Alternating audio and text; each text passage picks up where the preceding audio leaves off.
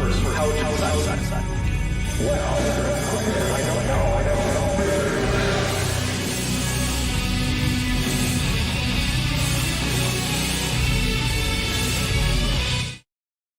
Welcome to Kent with Bent 132, Hovind One, which of course is a name based on the excellent episode of Star Trek The Next Generation, Angel One, which is in no way a weird, just inverted sexist stereotype thing.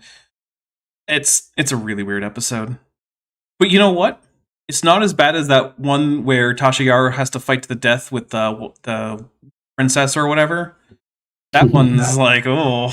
That was brutal. Whose idea was that? Like, yikes. Yeah, also, for $4.99, Star Ryu says, Star Trek Countdown reminds me AIG is a cargo bay of tribbles. Yich, may. Unacceptable, AIG. Don't be yich. Alright, I'll take a drink for that. Take one. I am, in fact, just drinking straight brandy today. And the reason for that is because I was gifted snifters a while back after mentioning that, you know, I lost my snifters like 2 moves ago or something. And I realized I hadn't actually used them on stream before. I'd used them off stream to have a little tiny glass of brandy. But, yeah, so now I'm drinking some brandy out of a little snifter, which means my drinks are much lower in volume, which also means since I'm going to get thirsty, I also have a glass of lemonade on standby, which will not be counted, but occasionally I will just get really, really parched and need to take a sip of, you know, actual liquid that's not gonna, you know, kill me. So, also, fits of microbial rage. This gets a Dapper Dinosaur membership, and it went to Snorefoot. Thank you very much. We'll take a drink for that, too. Okay. So, we are... Well, first, Bent, how you doing? Oh, I'm doing well. For some How are reason, you? you're not showing up. Why aren't you showing up? I might be invisible. Now I can see myself. Am I audible? Can you hear me? Hear you, yeah. Everyone can hear you, but... Oh my goodness. Oh, you're all over the place. All right, well, you tell people how you are while I fix whatever the heck is going on. Just fine. Oh, that looks bad. Yeah, no, we're going to fix it. Yeah, I'm doing well. Thank you for asking. Oh, good. Got a little bit of some back pain, but nothing I can't handle. Fine. All right, you should be doing much better now. Good. Yeah, okay. Sorry about that. Yeah, that's a Dapper's a professional moment. I'll take a drink for that. See, the thing is, I actually had him set up earlier, but then OBS kind of crashed. And when I started it back up, I didn't realize that it would not keep that change to the setup. So. Oops. Yep. All right, well, let's see. We are here to go over this Kent Hovind talk. It's one of his CSE 102. I believe this is class 10. Now, the CSE classes were things that he claims were accepted for college credit. I don't know what college would accept anything from Kent Hovind for college credit.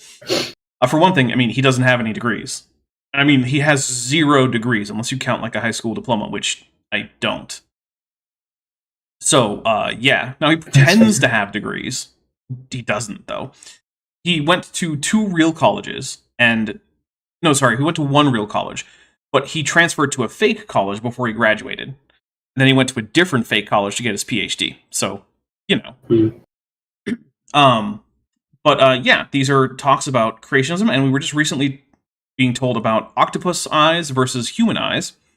And I pointed out that if Kent was right, and that the octopus eye is ideal for underwater, whereas the tetrapod eye is ideal for above water, then we should be able to check terrestrial mollusks and find that they have tetrapod-like eyes.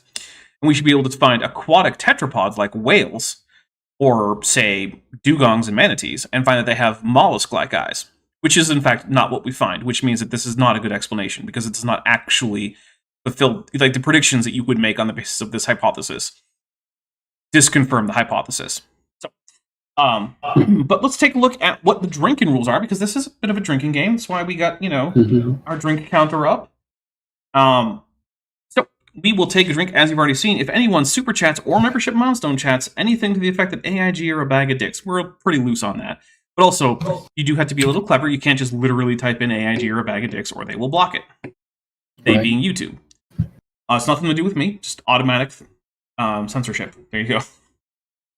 Yeah, she says, I am here to inform you all of how horrifying today's thumbnail is. In this TED Talk, I will dress up. Yes, that is in fact Kent's face on top of Jonathan Frakes' body from season 1 of Star Trek: The Next Generation. Yeah. It's not actually the first time I've done a horrifying one. Remember the one I did with the Rocky Horror Picture Show? Mm-hmm. And yeah, that was Kent in some lingerie. Mm. Yeah, it was a thing. So anyway, let's take a drink for each gifted membership up to a certain point. Basically, if you go past, like, I think it's the 20, and I'll just finish this glass of brandy, which is actually not that much brandy. I have the brandy bottle next to me because it's definitely going to go faster than normal drinks do because of how low the volume is in these snifters. Because if you overfill a snifter, it defeats the point of having a snifter. Mm-hmm. So the appropriate amount of liquid in a snifter is actually very small compared to the total volume of the snifter. That's because you want the vapors to concentrate to enhance the flavor. Anyway, we'll also take a drink if Kent Hovind says something that's so stupid I kind of need to cool my brain down. Let's take a drink if Kent Hovind gets something that's factually correct, but only if he's not quoting anyone. It actually has to be something that he comes up with in his brain or remembers in his own brain and actually says. If he's just quoting someone, it doesn't count. We will also take a drink anytime Kent Hovind tells a story that didn't happen or a joke that doesn't land. We'll also take a drink if Kent Hovind mentions that political group that was in charge of Germany back in like the 1940s, like some 80 years ago or so. We'll also take a drink if Kent Hovind confuses what we know about any wider taxon for what we know directly from the Lucy skeleton. That's the skeleton of Australopithecus afarensis. So if he says something like, oh, we don't know if Australopithecus had, human-like hands because Lucy didn't have hand bones, that's not happening. We only get one of those per stream because once it happens, it tends to keep happening. There's also a drink trigger called, Dapper's a Professional. We already had one of those.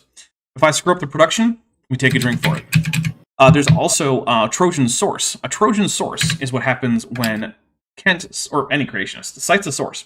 And not only does the source fail to support their contention, it actively contradicts their contention. So, for example, if Kent Hovind says, well, I think that there were T-Rexes running around in, 8th century Northern Europe, and his evidence for this is that Grendel from Beowulf is described like a T-Rex in Beowulf, and this is a real thing he has claimed. And then I go and check, and we read Beowulf, the appropriate section, in Anglo-Saxon, which is also a thing we've done on this channel more than once. And we find that, in fact, he is described as a descendant of Cain from Cain and Abel. And Cain is definitely not described as a T-Rex, unless Kent Hovind really wants to say that Eve laid a T-Rex egg. Then, that directly contradicts him, and we'll take a drink for Trojan Source. We will also take a drink if either Bent or I can successfully predict what's coming next. And I think we've covered it. What else am I missing? Kaiju monsters. Kaijus, right. If you super chat or milestone membership chat anything with any of the kaiju emojis, that's Godzilla, Mothra, or King Ghidorah, we'll take a drink. You do have to be a channel member for that. But also, there is a chance that Mothra or Godzilla might come by audibly. And if they do, we'll take a drink for that too. So there's a nice mix of ways you can force us to drink, ways we can drink randomly, and ways Kent can make us drink. So if you do decide to play along, first of all, you do not need to play along with alcohol. You can play along with juice, soda, water, chips, vape pens. You can just, like fist pumps in the air. I don't care. It's up to you. But if you do decide to play along with an intoxicating substance, please be careful, know your limits, and pace yourself. The size of your drink should be proportional to how much you can actually safely consume. And further, if you do play with an intoxicating substance, do not go out and drive, operate heavy machinery, or text your ex. None of those are a good idea. Just don't do it. Stay safe. Dapper Dinosaur program, myself, Dapper Dinosaur personally, as well as Bent Hovind, and all of my other co-hosts and guests take neither liability nor responsibility for your actions. It's on you to be safe. Now, with that being said, I think we're ready for some actual Kent Hovind. Yeah, as ready as I can be. Yeah, well, you're not going to be getting more ready in the next few minutes, are you?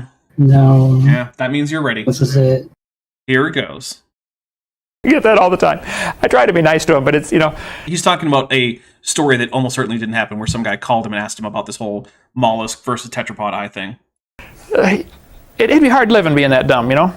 It is. Anyway, what they're saying is, God wouldn't have done it this way, so it must have evolved. I mean, that's not the best argument, but it's actually not a bad argument, right? If something is a suboptimal design, and there is an easy way to make that design better, and yet that is how it is, especially if it's that way across a wide range of groups of organisms, like all of tetrapods, then yeah, it does seem to be like, why would God do it this way? And if there's no answer that can be given, then it does seem like saying that God did it is a little weird. Snorfoot, who's been a member for 16 months, says, mostly due to the kindness of strangers, and AIG remains a big... Oh, okay, 16 months mostly due to the kindness of strangers. Got it. Thank you very much, Snorfoot. Yes, yeah, I do have a... You guys love giving out the memberships, and I really appreciate it. And Snorfoot then goes on to say, and AIG remains a big pouch of inverted mollusk eyes. I'll take a drink. Thank you very much. And of course, Snorfoot has been a member for 16 months at the amniote level.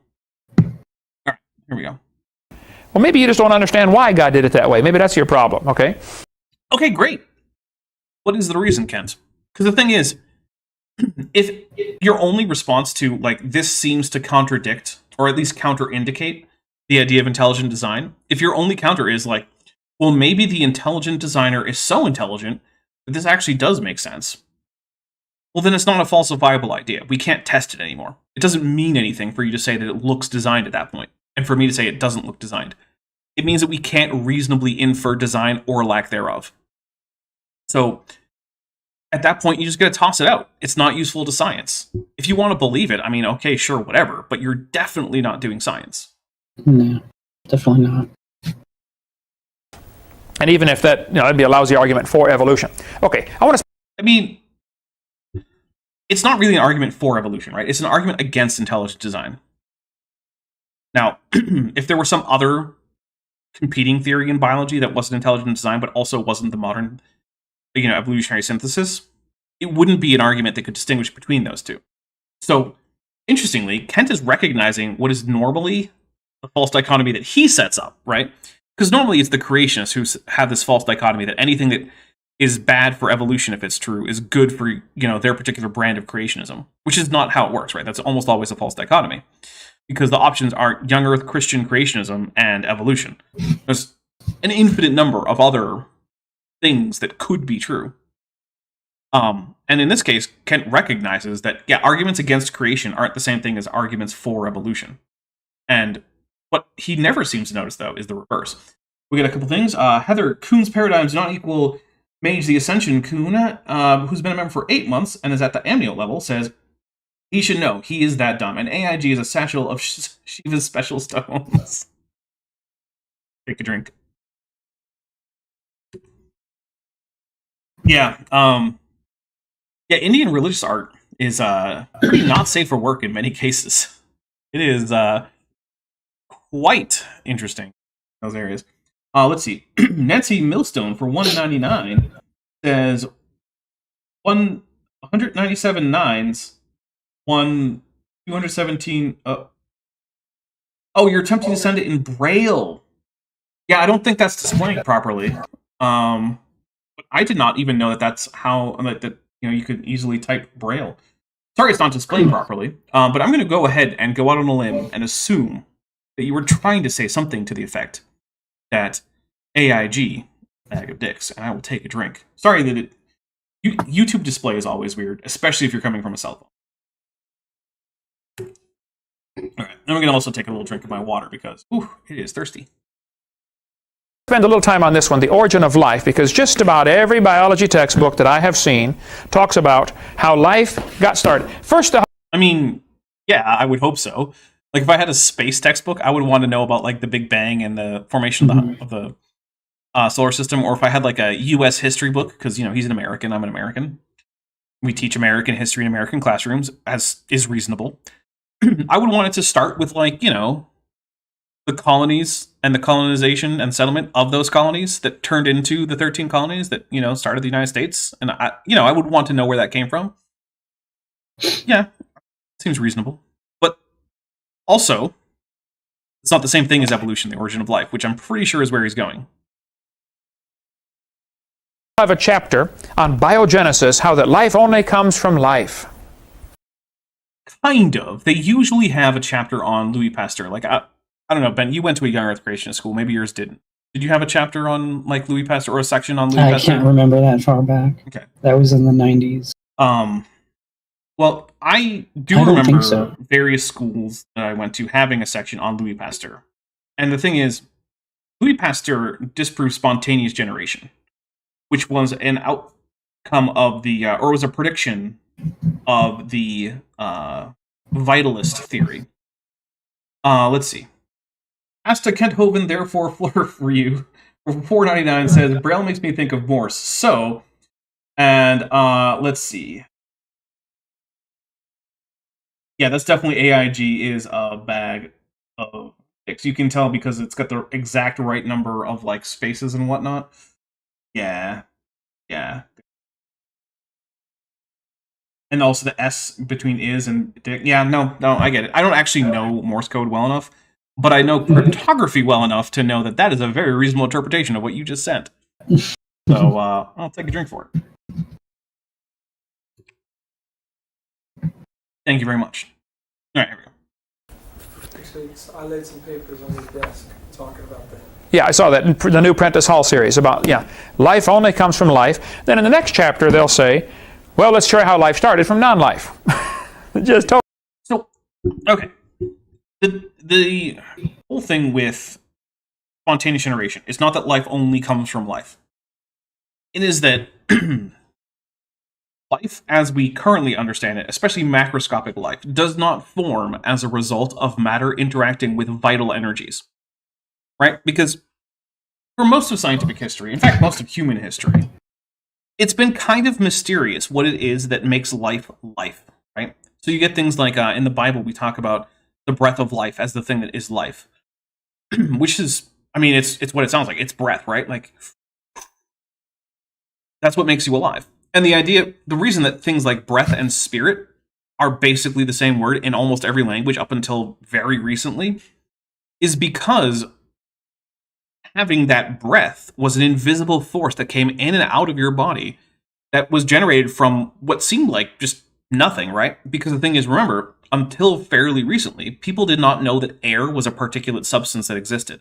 They thought that wind existed, and it was some invisible thing that moved around, and breath existed, which was some invisible thing that moved around. But the idea that that was actually movement within a fluid medium was not obvious to people. Actually had to study it and do a lot of actually fairly clever experiments to show that air actually was a thing, right? It's also why in the story of the flood, God can just open up windows at the bottom of the earth and flood the earth coming up, because there was no idea that there was air that would have to be compressed up into the top of the, the dome of the flat earth. It wasn't a concept. There was nothing to displace according to the ideas of people of the ancient past, right? So that's what was an initial thought. But then by the time we get to Louis Pasteur, like, that had kind of passed out of favor because we realized that air was particulate matter. It was a fluid that just existed around you. And that your breath was just the motion of that and you drawing in that air to your body and expelling the same air out with some changes. So the idea shifted to this mysterious vital force or vital energies. And it was this energy that only existed in living things, and that when it was concentrated in an area of suitable matter, could generate new living things.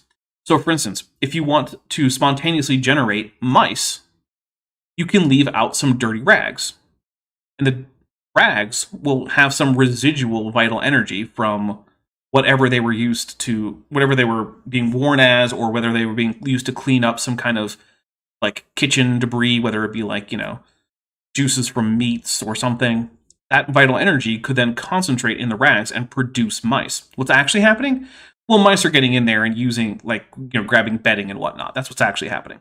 Similarly, the idea was that if you left out some meat or cheese or something, you would end up spontaneously generating maggots. Because the vital energy that was contained in the meat or whatever was no longer able to animate the meat because now that animal's dead. So it does something else, and it rearranges the meat itself into maggots. Well, that's not true, and Pasteur proved that by putting cheesecloth, or, well, not cheesecloth, like a fine cloth, over this meat and letting it sit and rot, and no maggots were formed. And he also noticed that no flies were on the meat. And then he figured out that flies actually laid eggs on the meat. So rather than these organisms like maggots and flies, big macroscopic animals being formed out of a combination of appropriate matter and vital energy, they were in fact simply produced the same way humans were, which is by mating with other members of the same species and having offspring. And that was the only way that he could find that such organisms reproduced. But that is not the same thing as the first life, which would be radically smaller and simpler than anything around today, forming from chemical processes. Those are separate ideas. Also, Heather Kuhn's paradigms do not equal Mage the Ascension. Or sorry, Heather Kuhn's paradigms do not equal Mage the Ascension. Kuhn for $2 says, "Yep, chi equals breath too." Yeah, like in Han Chinese philosophy, right? This chi that flows through the world, spiritual energy. Yeah, it's breath or wind, right? That's why you have things like the Spirit of God moving over the waters or hovering over the waters. The idea is that there's some kind of like wind there because the spirit world is manifest in wind in the ancient conception. Anyway, that's why books will say, look, Louis Pasteur disproved spontaneous generation, and then also say, let's talk about abiogenesis, in which non-living chemical systems can produce life. They're not the same idea. Totally contradictory. No, of course not.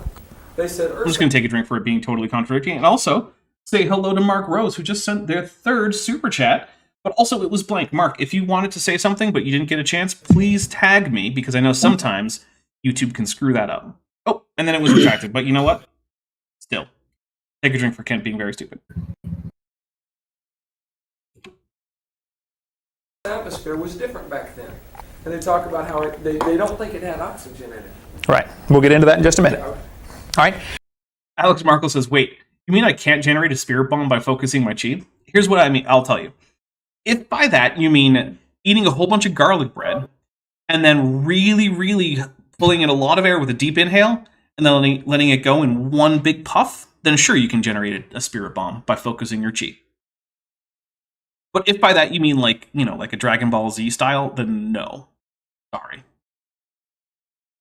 What happened in 1950s, a guy named Urey and Miller, his a student assistant, I forget which one was the student, Stanley Miller and Harold Urey. I think Stanley Miller was the student and Urey was the teacher. Maybe I got them backwards. It doesn't matter. I don't remember either, and yeah, Kent's right. It doesn't matter. So we'll take a drink. He's right. It doesn't matter. Good job, Kent. Anyway, he wanted to know how the Earth and solar system had come to be. Well, I could have told him that. I mean, it's right there in the Bible. Ben, do you remember the Miller-Urey experiment? No. Okay. The Miller-Urey experiment was about producing amino acids from non-biotic compounds like ammonia and nitrogen. That sounds very different to what Kent just said. Yes, it's because it had nothing to do with the formation of the solar system. I'm just going to take another drink. This baffles me. Goodness, it's like trying to use the James Webb Space Telescope to investigate what kind of car is safest. Like, how would you do that? That wouldn't work. No, it wouldn't.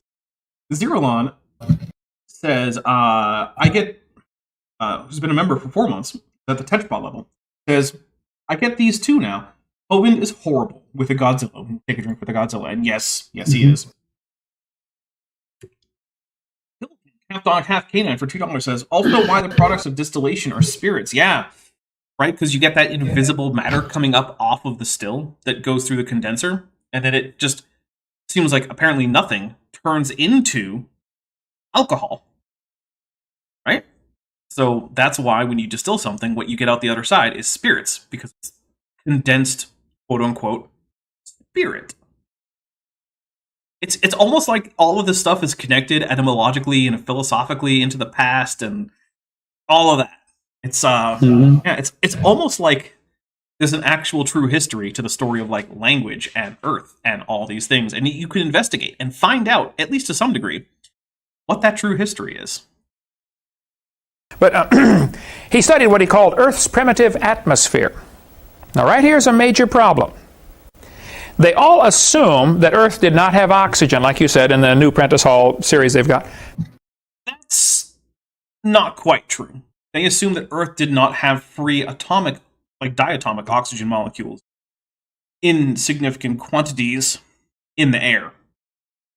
And that seems to be true on the basis of numerous things like banded iron. So, banded iron deposits are a kind of geological formation that cannot form in the presence of free diatomic oxygen. But we have them on Earth, which means that whenever they formed, they didn't form in the presence of free diatomic oxygen. Now, that's not the same as saying there wasn't oxygen, right? Because there would have been carbon dioxide, there would have been iron oxides, there would have been all sorts of silicon oxides, right? Like, what is it? Silicon dioxide? Is that? Yes, isn't that what sand is? It's mostly silicon dioxide. So, yeah, there would have been a lot of oxygen. It just wouldn't have been in the form of diatomic oxygen floating around in the atmosphere, because oxygen is absurdly reactive with all sorts of things. Royland, who's been a member for 23 months and is at the Tetrapod level, says, "Can't get bent. AIG is a bag of dicks. Godzilla, all via channel emojis." I do like that we can form multiple sentences just with channel emoji. Mm-hmm. I'll take it. That's nice. Here we go. That is simply not true. Earth has always had oxygen. It depends on what you mean, Kent. If you mean in the air as diatomic oxygen, then no. If you mean the actual element of oxygen has been around on Earth for as long as there's been an Earth to be around on, well then, yeah, that's true. But it's also true for basically all the other naturally occurring elements, right? There's always been lead and oxygen and carbon and silicon and iron and nickel and copper and gold and silver and mercury and whatever else. Even if the dumb geologic column were true. It's like looking at like The dumb. it's like even if the geological Himalayas were true, it's just a physical thing that's just right there. The dumb Himalayas. Oh, I'll just take a drink. Goodness. Even if the geological ridiculous. column were true. The oldest layers of Earth, the ones on the bottom, are highly oxidized. That's not true. But it's also not evidence of what Kent Hovind thinks it is, right? So for one thing, yeah, the banded iron deposits are not highly oxidized, and they're only from the lowest layers. So I mean, he's just flat wrong there. But also, there was always oxygen on Earth, so finding oxides, even at the lowest levels, is expected, because where else would the oxygen be other than in oxides? Mm-hmm. So, yeah, the oxygen didn't just poof into existence as elements as a result of, like, photosynthesis. Because it seems to be like that's what Kent thinks is happening, right? That photosynthesis just takes nothing and produces oxygen spontaneously or something. Which is not how it works. I don't know if you guys know that. But the oxygen that is released from... so, like, Ben, maybe you did learn this. Do you remember, like, the carbon and the oxygen cycle where plants take in carbon dioxide and they give out oxygen? Mm-hmm. Where do you think that oxygen comes from? Water. Not normally, but remember they take in carbon dioxide, and then they incorporate the carbon into their bodies. But then where does the oxygen comes from, most likely? And they take in carbon dioxide? From the carbon dioxide? Yeah, that's exactly where it comes from. Plants are just natural CO2 scrubbers. They take in CO2, they use that carbon for themselves, and then they're like, all right, I've made too much oxygen, get out of here, excess oxygen. Because they do also use oxygen for their own cellular metabolism. Mm-hmm. Vishanti for $2 says, Kent is dumbass water. Oh my goodness. Mothra. Let's take a drink for the Mothra. So, earlier today, I was having some lunch, which was some 2 times spicy, extra spicy chicken ramen, the spiciest ramen that, as far as I know, is commercially available as instant ramen. And Shanti sends me a meme involving dumbass water versus smart water, and I immediately had to stop myself from snorting some of these noodles up through my mouth into my nose and having them dangle out. I was like, oh my goodness. Yeah, it was dangerous. As to the dumb geologic column Ryu, $1.99. Says, this just in, O2 isn't the only molecule with O. Yeah, right? Surprising, isn't it? There's many molecules with oxygen in it. Heck, alcohol has oxygen in it, because the way that it becomes an alcohol is it has an ethyl functional group on it. It's basically just a hydrocarbon chain with a ethyl molecule on it. And that right there, that ethyl functional group, is an oxygen bonded to a hydrogen. So, yeah. Thanks, oxygen, he says as he takes a drink of brandy. Mm-hmm. You know, you drive through Georgia, the ground's all red. That's oxidation. That's iron ore in the dirt. No, it's rust, not iron ore. But okay, sure, Kent. You are right that is one of the big reasons why you get red soil is iron oxide. Iron, when it rusts, turns kind of a reddish color. Iron oxide. We're not drinking well, for that. The That's oldest too obvious. layers, by their twisted thinking, are still filled with iron oxide. Yeah, but also unoxidized iron in banded iron deposits, Kent. Like, you can't just... I mean, you can ignore it, obviously. Also, I do like his tie this time. Because there's an actual dinosaur on it. Yeah, there is. Look, Kent had good ties. I kind of miss the good ties from Kent. Actually, more than we have today. At some points, yeah.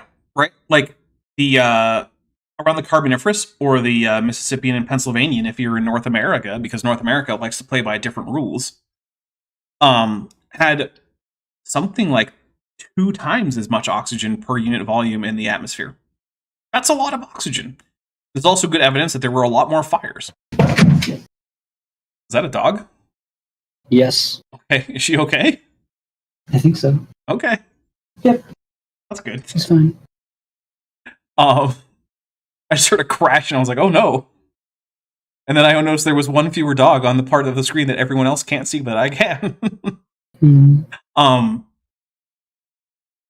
Oh, right, oxygen, right. But the fact that oxygen levels have fluctuated and were higher at some points in the past does not mean that they were just uniformly higher in the past. You can't make that leap.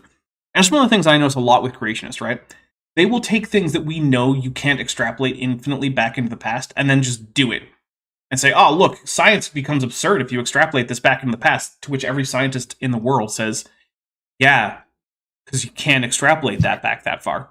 But then they'll look at science doing normal things that you can extrapolate that back that far, like normal basic physical processes, like decay rates or something, right? Things that are just determined by like the physical constants of the universe and aren't really situationally dependent.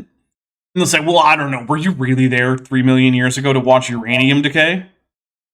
It's like, no, I guess not, but since it's based on fundamental aspects of, like, nuclear physics, I don't think I need to be. And yeah, they love to extend back or forward processes that can't be extended backwards or forward indefinitely. And then they love to pretend that ones that you can extend back and forth indefinitely, you can't. And it's all very mixed up. Yeah. Probably 30% oxygen. At some point, yeah, sure. But not at the very earliest stratum. Today we only have 20%. Well, I'll take that. That's about so correct. this business of Earth's primitive atmosphere is baloney to begin with. But what he did is So the thing is, it actually is, but it's also not, right? It is true that the early Earth did not have much free oxygen, and that the atmosphere then was much higher in other chemicals than prominent now. But Miller and Urey did get the composition of early Earth's atmosphere incorrect. They assumed a reducing atmosphere, and it seems like Earth's atmosphere was never reducing. That's true. It's almost like this 50-year-old experiment is no longer cutting edge in origin of life research, and that there have been more experiments subsequent to that. But you know what? Creationists don't like to talk about those. The closest you ever come to creationists talking about anything after Miller-Urey is James Tour screaming incoherently when he's shown one of those papers. Because James Tour he's basically just the Christian version of that David Gottlieb guy that I did the videos about. We just randomly start screaming about things and you're just like, dude, are you okay? Do you need like a hospital or wellness check or something? Like, feeling okay? That's kind of James Tour's. took these gases that he thought were in Earth's primitive atmosphere, and he mixed them together in his experiment. Mm-hmm. This textbook says, swirling in the waters of the oceans is a bubbling broth of complex chemicals. Why are you changing away from the Urey Miller experiment, Kent? Just stick on topic. Come on. He can't. Progress from a complex chemical soup to a living organism is very slow. Oh, it's totally stopped. Doesn't happen at all. You haven't demonstrated that, but okay, Kent. Never happens. This author said in Encyclopedia, he said, origin of species, not addressed in 1859 and is still a mystery in 1998. Both the origin of life and the origin of major groups of animals remains. Man, Grolier Multimedia Encyclopedia. That's a blast from the past. I remember that thing. Wow. Jeez. Remember those CDs? They just had the encyclopedia. Okay, so look, my adopted human father was a computer teacher, so like, despite the fact that it was like split pea soup and what is it? And like hamburger helper alternating nights, you know, like pretty cheap food. Despite that, my dad was like, no, we have to have a reasonably new computer for my job. So I was like, hey, Dad, could we get like pizza? He's like, no, I bought a computer. Like, okay. It was like the one thing that he had to spend money on for his job. So as a result, yeah, we had like the latest and greatest of like 1990s tech. For Grolier Multimedia Encyclopedia. Dutch Tunicate Official for $5 says, do you think Kent even knows what diatomic oxygen versus oxygen in other forms / molecules even is? I don't. I honestly don't know. I think if you told him about that, like, oh yeah, I know about that. But it's very hard to actually tell when Kent does and doesn't know things, because he always says that he knows what you're talking about, even when it's extremely clear he doesn't. And you kind of have to trick him into admitting that he doesn't know things. That's why I had to trick him into admitting to not knowing what a dinosaur is, right? Because if I came out and said, hey, Kent, do you know what a dinosaur is? I guarantee you he would say yes. And he would say it with his full chest, with all the confidence in the world. But, I mean, he obviously doesn't. He admitted as much. So, yeah, he did. I don't know, I'd say it's like 50-50 if he knows what diatomic oxygen is versus oxygen incorporated into other molecules. I think it's probably 50-50. As to the dumb geologic column review for $4.99 says, James towards the Richard Carrier of rational discussion with the Godzilla will take a drink. Yeah, he really is. Goodness. I do love that the Richard Carrier of is a meme on this channel. I really appreciate it, because Richard Carrier is such trash. And it's not just that he's a bad scholar, he's also a giant dick. Like, he's not a good combination. He's so petty and bitchy, and is like, dude, I'm sorry that no one takes you well, no one in the field takes you seriously. Just because you're not a serious person. Get over it. Unknown. How did life get started anyway? Well, what he did, he took these glass tubes and flasks and stuff, and he Okay, so now we're back to Miller and Urey, which are they, by the way. There's more than one person there between Miller and Urey. It's not one guy named Miller Urey, which Kent already knows because he said Stanley Miller and Richard Urey. So he knows it's two people. So Kent is not even misgendering. He's misnumbering people, which is really weird. I've never... You don't really normally get like people being misnumbered. circulated gases do all these. Hard. What's that? Sorry. Hey, counting to 2 is hard. You know what? That's true. It is sometimes hard. So speaking of math, though, after I wrote about 7 or so pages of a script today, I was like, you know what? I can't do this anymore. I have to do something else. And so I had been thinking about making a thing in Blender where you can just click one button and generate a completely procedural animated solar system, right? Or star system, right? With a random star surrounded by a random number of planets at different distances, all orbiting at the right proportional speed, all with like what kinds of planets there are appropriately figured out. Like, are there rocky planets, ice planets, gas giants, Earth-like planets, all that stuff. And so I did it, but man, I was just staring at like math in Blender for hours, and I started to go a little cross-eyed at one point trying to figure out how to make some math work. And I had like 8 different logic gates all set up, and it wasn't working. And I'm like, why isn't this working? Turns out I only needed 3 logic gates. Thank you very much. Well, I mean, not total. Total, I think there's currently like 12 or something logic gates in that system. But yeah.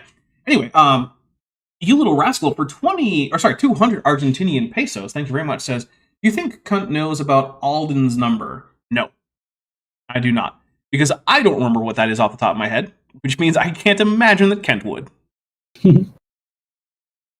Things, and he had a spark that would go off in this chamber. The spark was supposed to simulate lightning strikes. I mean, it's a pretty good simulation in that they're both electricity arcing across air.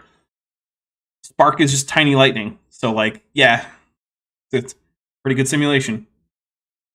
It's kind of like saying, like, oh, you had water running through this system in order to simulate running water. Like, yep, sure did. That's kind of what that is. That would make sense. Yep. And he says, see, if you had the Earth full of this kind of atmosphere and lightning kept striking, it would supply the energy to unite these molecules. Well, let's just look at this now. I mean, if Kent's going to say that that's not true, then I don't know what he thinks happened in the experiment. But okay, let's let him cook a little bit. What? Oh, okay. Prickseed, Full Jeanson, sub to Dapper Dinosaur for more. Well, I can't even read the whole name.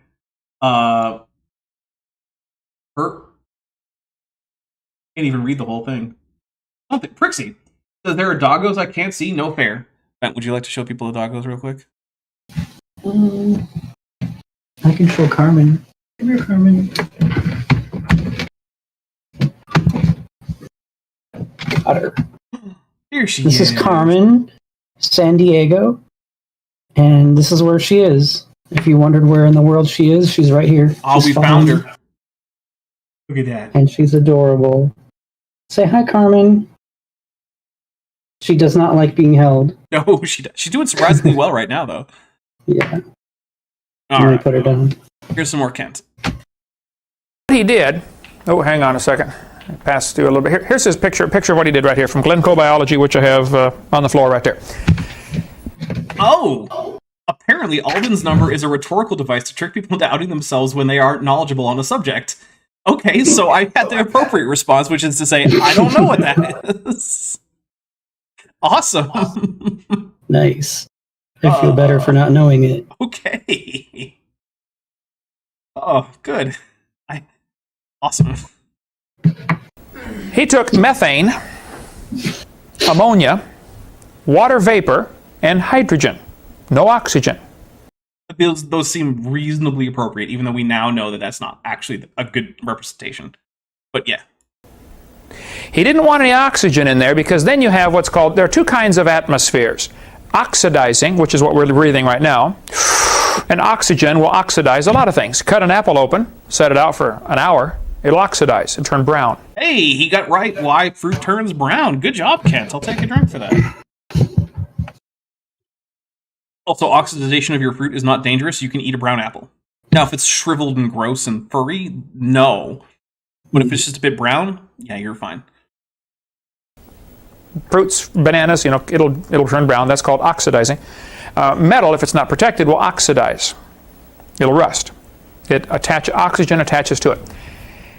He didn't want any oxygen in here because he knew life forms might oxidize. That was his thinking on this. No, Kent, you already told us what his thinking was. I need a sip of water. Hold on. His thinking was that he didn't think there was free atomic or diatomic oxygen in the atmosphere. He was right about that. He got the other parts of the mix wrong. But his reasoning was he didn't think it existed on the early Earth, so it wasn't appropriate to use. You already told us that's why he did it. You making up a different motivation isn't helping anything, and I'm taking a drink for it. A real drink. Brandy. So he excluded oxygen. He said, this textbook says, he got a mixture that was rich in amino acids. That's what this textbook says. Now just hold on a second. Let's just discuss this for a minute. Okay. Oh, man. The overlay is going over so we can use the whole chalkboard. This is getting serious, guys. Better get ready. A letter of the alphabet would be called a building block to make a word. That's not how I would put it, but sure. Right? Each of these is called a letter of the alphabet, and you put them together to make words. Again, kind of. Yeah, that's how okay. that works. I mean, it's how the spelling system in English works, but okay. If I gave you a box full of letters of the alphabet, millions of them, and you dumped them on the floor, what is the probability of them arranging themselves to make a word? I mean, given how many 1 and 2 and 3 letter words there are in English, really high. Isn't that the whole point of Boggle, is to figure out what words have come up when you roll a bunch of letter dice? I think so. Yeah, this just seems like, hey, does Boggle work? To which the answer is yes. Boggle does in fact work. Dark Law Dragon, who's been that's not a membership chat. That is a super chat for $5. Says Godzilla, Mothra, King Ghidorah, and AIG is a bag of dicks. So we will take a drink for that. Thank you very much.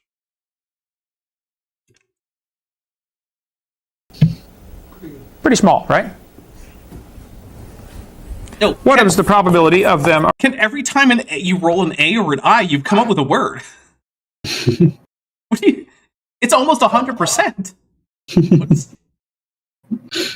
Does Ken just not know how English works? Is that what's happening right now? It's tough for him. Okay. He struggles. Okay. I mean, he's successfully spelling cat, and it looks like he's going to say the cat. Looks like it, but let's see. Arranging themselves to make a sentence, even a simple sentence. The cat in the hat. Which isn't a sentence. That's not a sentence. That's a noun phrase, Ken. Oh my god. Oh, I'm taking a drink. Holy crap, Ken. Come on. That is amazing. What are the chances they would arrange themselves into a sentence like this noun phrase that I'm writing that definitely isn't a sentence? What's the verb? What's the main verb? I wonder if he knows what a verb is. I don't know.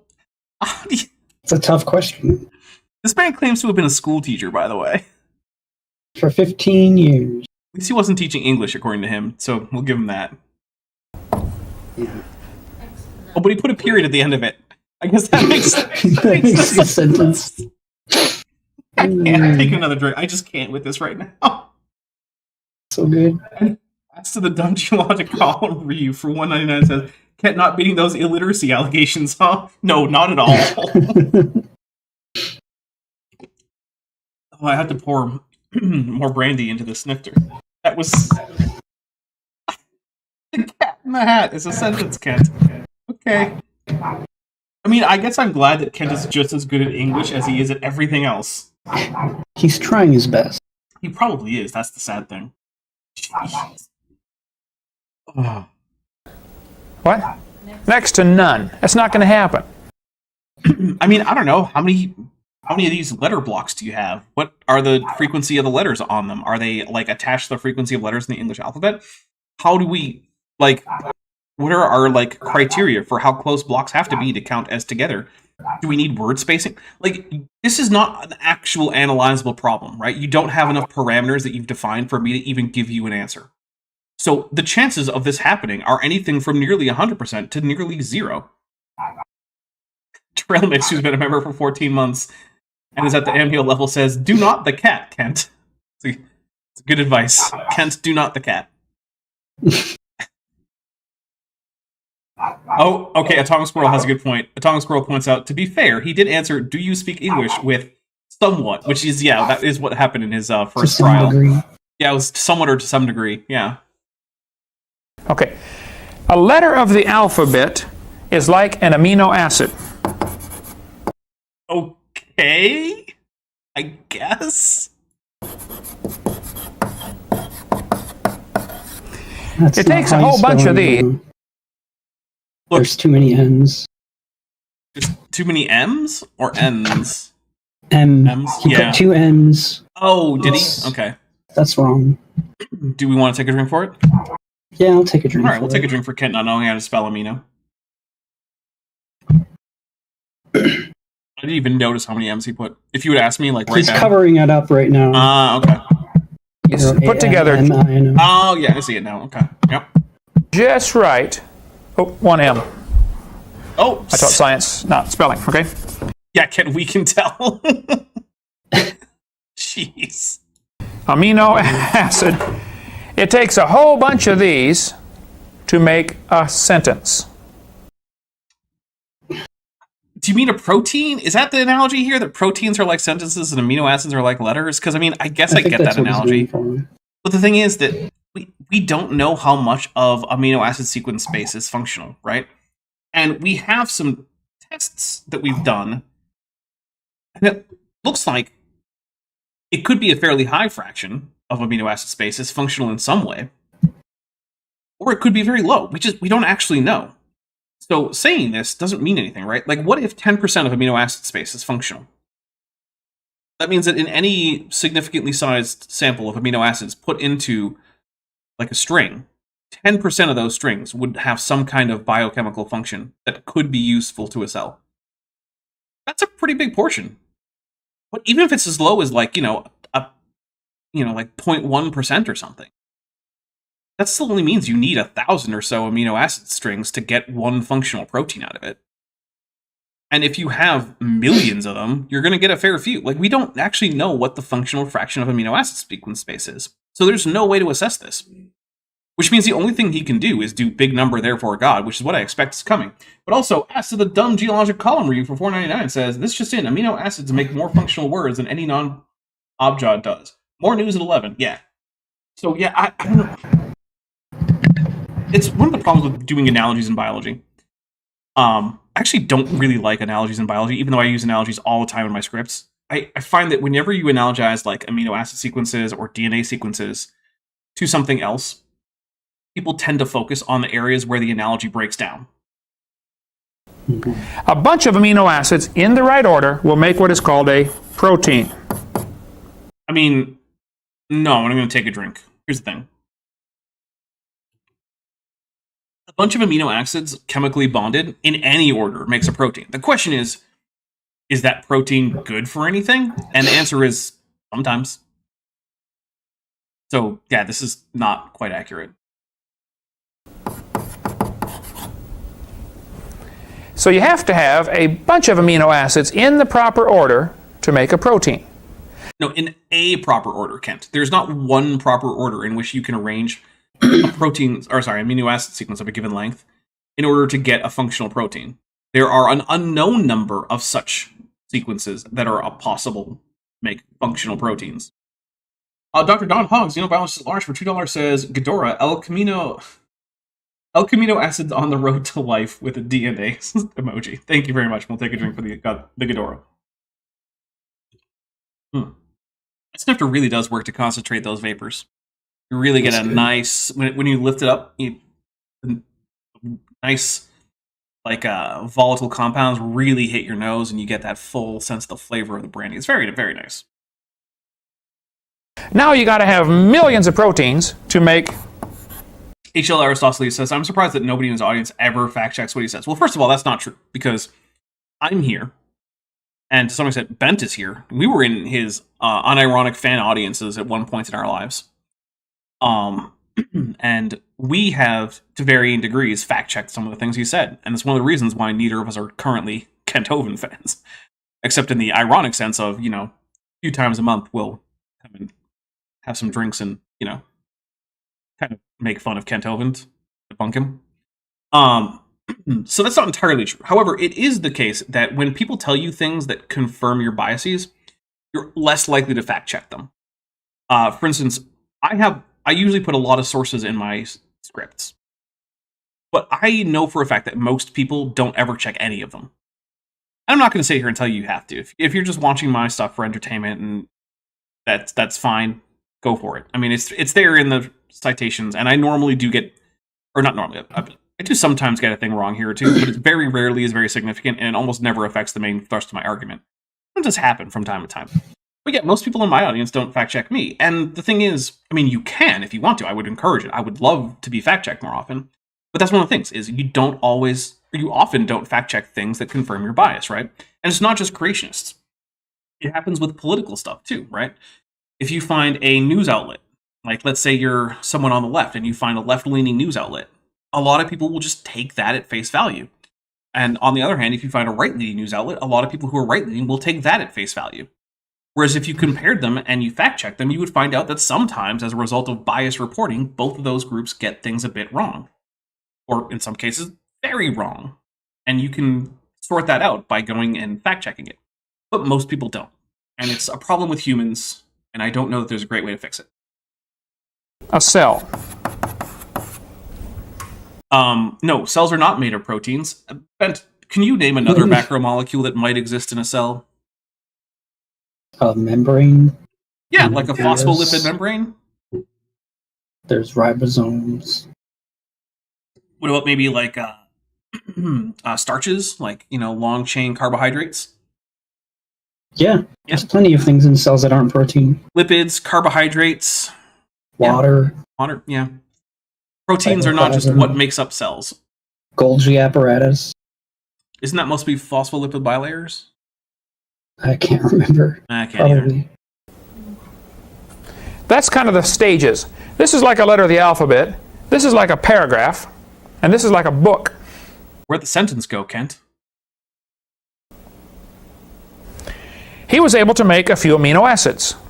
I mean, he was able to make, I believe, more than the 22 normally used in life, so more than a few amino acids. Oh, that's good. Yeah. When you're trying to answer the question, is it possible to make amino acids abiotically? Then yeah, making amino acids abiotically is pretty good, because then you just answer the question with yes, which is what Miller and Urey were trying to figure out, right? Because let's remember, Miller and Urey were not expecting and did not allow for life to develop in that little test tube they had, right? It's not actually a test tube, it was a flask, whatever, it doesn't matter. That was neither the point nor expected, and it was in fact precluded by the experimental design. It's just like if I'm testing, you know about the Cavendish experiment, where you have two, like, usually lead balls on a torsion bar, and then you have two big lead weights on either side, and it tests to see the force of gravity by measuring the deflection of the torsion bar, right? But did you know that doing that doesn't get you to form a new solar system by, the collapse of a spinning nebula? That's interesting. Yeah. I didn't know that. You did know that. Now, does that mean that therefore we should toss out gravity because that gravity experiment did not result in a whole new solar system? No, not necessarily. No? Is that because maybe the test wasn't testing the entirety of the nebular hypothesis? And It's the scope of the test, yeah. Yeah. Interesting. Okay. Cool. Wonder if the flat earthers will ever catch on. Dr. Don Hogg from Xenobiologist at Large for $2 says, Mothra, this episode brought to us by Ground News. Hey, Ground News. You want to sponsor me? You're one of the ones I would consider. There's a whole bunch I wouldn't consider, and in fact, there's a whole bunch I've said no to. Actually, I said no to one of the VPNs because I've heard from other creators who have had that VPN. I'm not going to say who it was. Who have had that VPN as a sponsor. And they were like, they didn't get paid for quite a while, and they kept asking for more sponsorship, like more sponsored videos from them without paying. And so when they asked me what I thought a fair compensation was, I first gave them a flat rate, and then I said, if your sign-up commission exceeds this, then you can pay out the rest of that. That's fine. But there's a minimum rate, and I will not make a second video for you until I am paid for the first one. And then they just ghosted me. Yeah, weird. Also, Vadim Slamovsky Radchenko, who's been a member for 9 months and is at the annual level, says, cells also contain alcohol, Dapper, with cheers. You know what? That is often true. Many cells do, in fact, contain alcohol. Yul Rascal for 200 Argentinian pesos, thank you very much, says, looks like Kung is clueless about the origin of life research. About origin of life research. Oh, he absolutely is. As far as he can tell, Miller Urey was the height of origin of life research. That's where it all came to a head, and we've done nothing since then. Rosana Keller for $9.99 US says, I'm still amused that the results of the Miller Urey experiment aren't used for this planet, not because they're incorrect, but because the atmosphere doesn't match earlier. Yeah. I mean, look, they had good reason at the time to think that Earth's earlier atmosphere was reducing. They were wrong. But it could still result in like amino acid production in other circumstances other than Earth, right? So like maybe there's another planet out there that does have a reducing atmosphere. Those reactions could be taking place in that atmosphere. Todd Ferguson, Flurfament Supervisor, member for 1 month, says AIG is what you get when you order from Seattle's favorite hamburger chain with a Godzilla. I'm not sure I get that one, but we'll take a drink for it anyway. I guess I don't really know what Seattle's favorite hamburger is. Oh, but Mothra came by, so we'll take 2 drinks.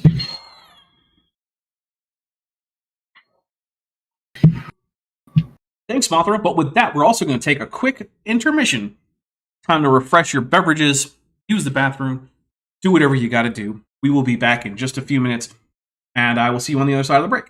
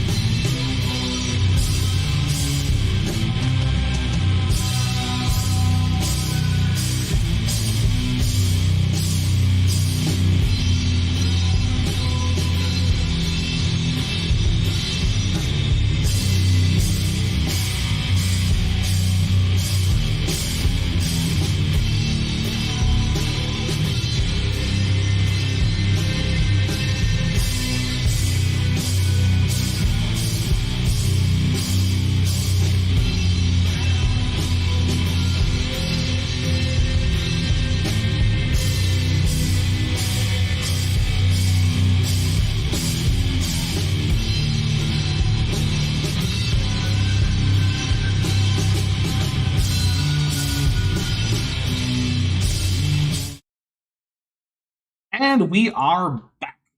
Welcome back, everyone. Now, real quick, for 200 Argentinian pesos, You Little Rascal says, I disagree with Todd Ferguson. AIG is what you get if you run the Libertarian president's cabinet. You mean nothing? Because there's never been a Libertarian president? At least not in the United States. They're well, I guess it depends on exactly your definition of libertarian. But anyway, I'll take a drink. Also, Savage Perpetual Motion Cobra Lungs just gave 5 memberships. They went to Ziggy for the Facts, Amber Rum and Dino Nuggies, HL Aristoteles, Stu Griffin, and Vagary, Local Interdimensional Cephalopod. Thank you very much. We'll take 5 drinks. Here we go. 1, 2. Got to hit the plus button. 3. Okay, that's a lot of just straight alcohol. Hold on. Okay, there we go. That's a nice little cleanser there. 4. And 5.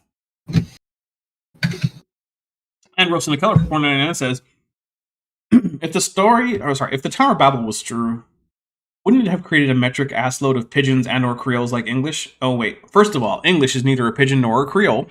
Second, yes, it would have.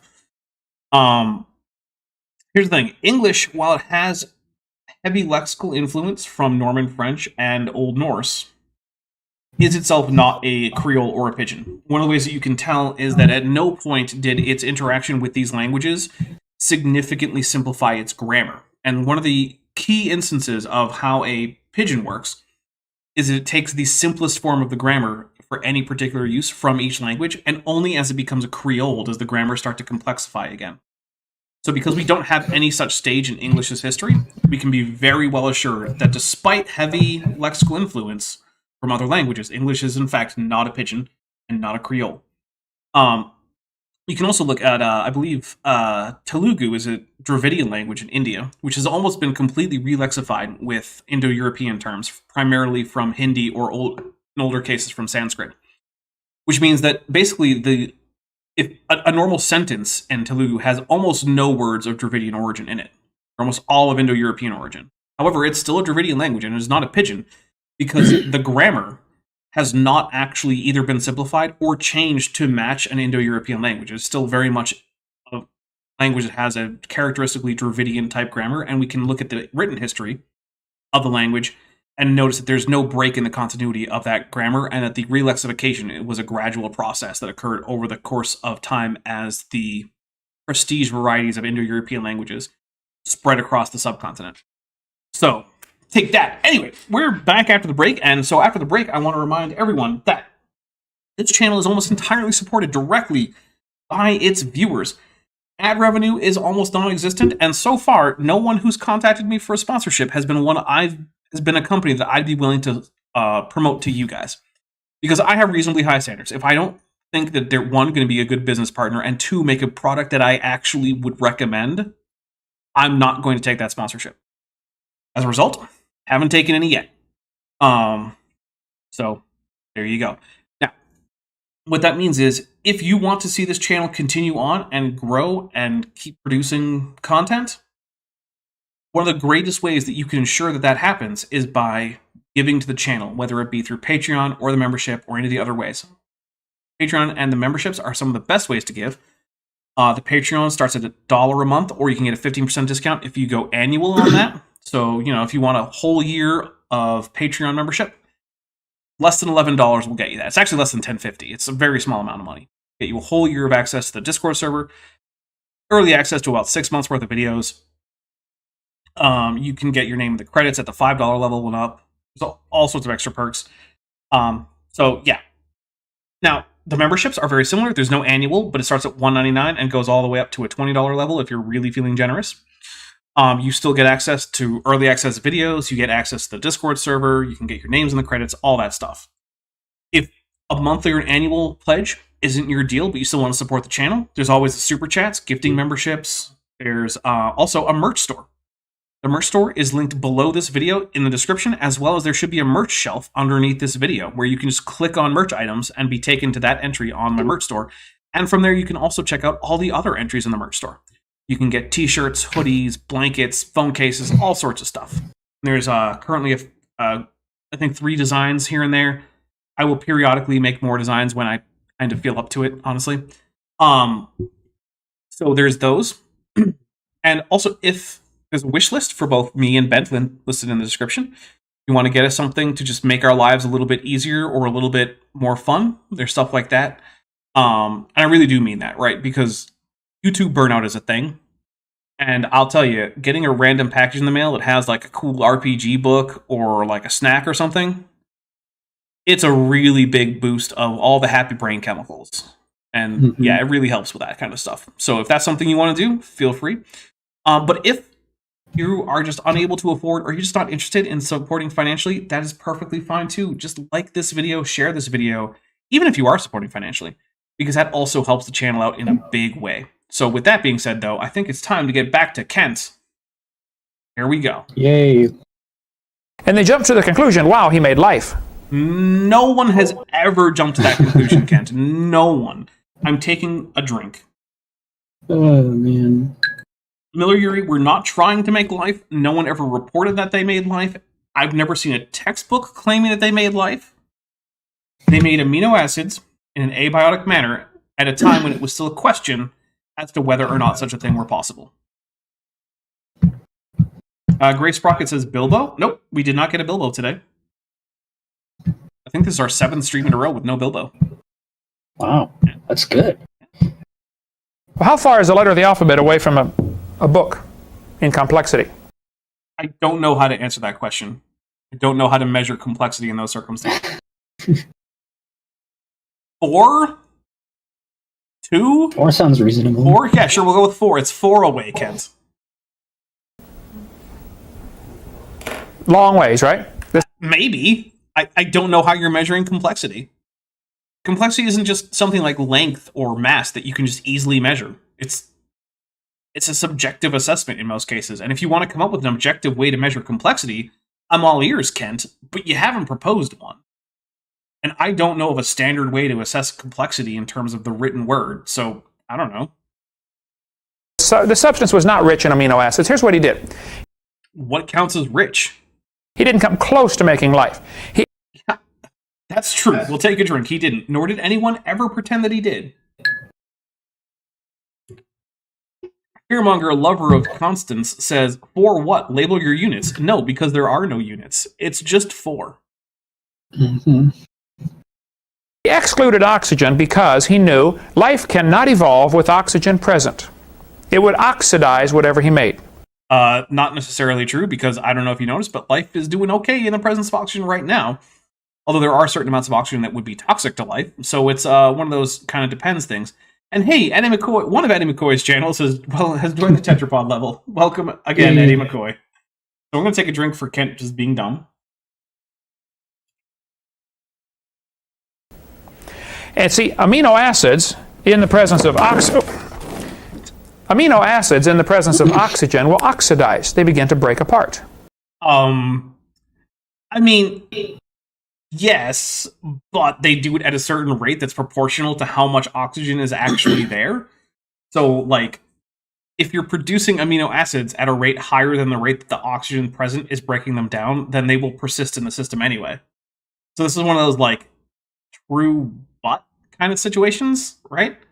It's sort of like, if my goal were to keep a bucket full, for some reason, right? And Bent comes along and drills a hole in the bottom of the bucket. Does that make it impossible for me to keep the bucket full, Bent? What do you think? You could still keep it full by adding water faster than it's leaking out. Exactly. Or as fast as it's leaking out. Or as fast. Yep. If I add it faster, it'll fill up more. If I add it as fast, it'll stay steady. So, yeah, I mean, it just doesn't, like, this objection doesn't really help any. Roasting a Keller for $4.99 says, I'm more into impulse buying versus memberships. This super chat sponsored by Mountain Dew Baja Blast. Thank you very much. I do like Baja Blast. It's good stuff. Maybe I need to go get like a Crunch Wrap or something. Yeah, maybe. I don't know why, but I really do like the Crunch Wraps. And yes, I know Taco Bell is not really Mexican food. Don't care. It's still tasty drunk food. I remember one time when I was in college and I texted my friend Kim, and I'm like, Kim, I'm really drunk. He's like, okay, can you bring me Taco Bell? And then she did. She showed up at my door with Nice. Taco Bell, and I was like, you're the best friend ever. He's like, all right, but you owe me. I'm like, okay, thank you. And then she just left, leaving behind some Taco Bell. It was great. Eddie McCoy for $2 with their first super chat apparently says, I wonder if lightning still counts as energy. It absolutely does. So he didn't want any oxygen there. But there's a problem with this. Earth's atmosphere has always had oxygen. False. And you have to have oxygen to create ozone. And ozone is what stops ultraviolet light.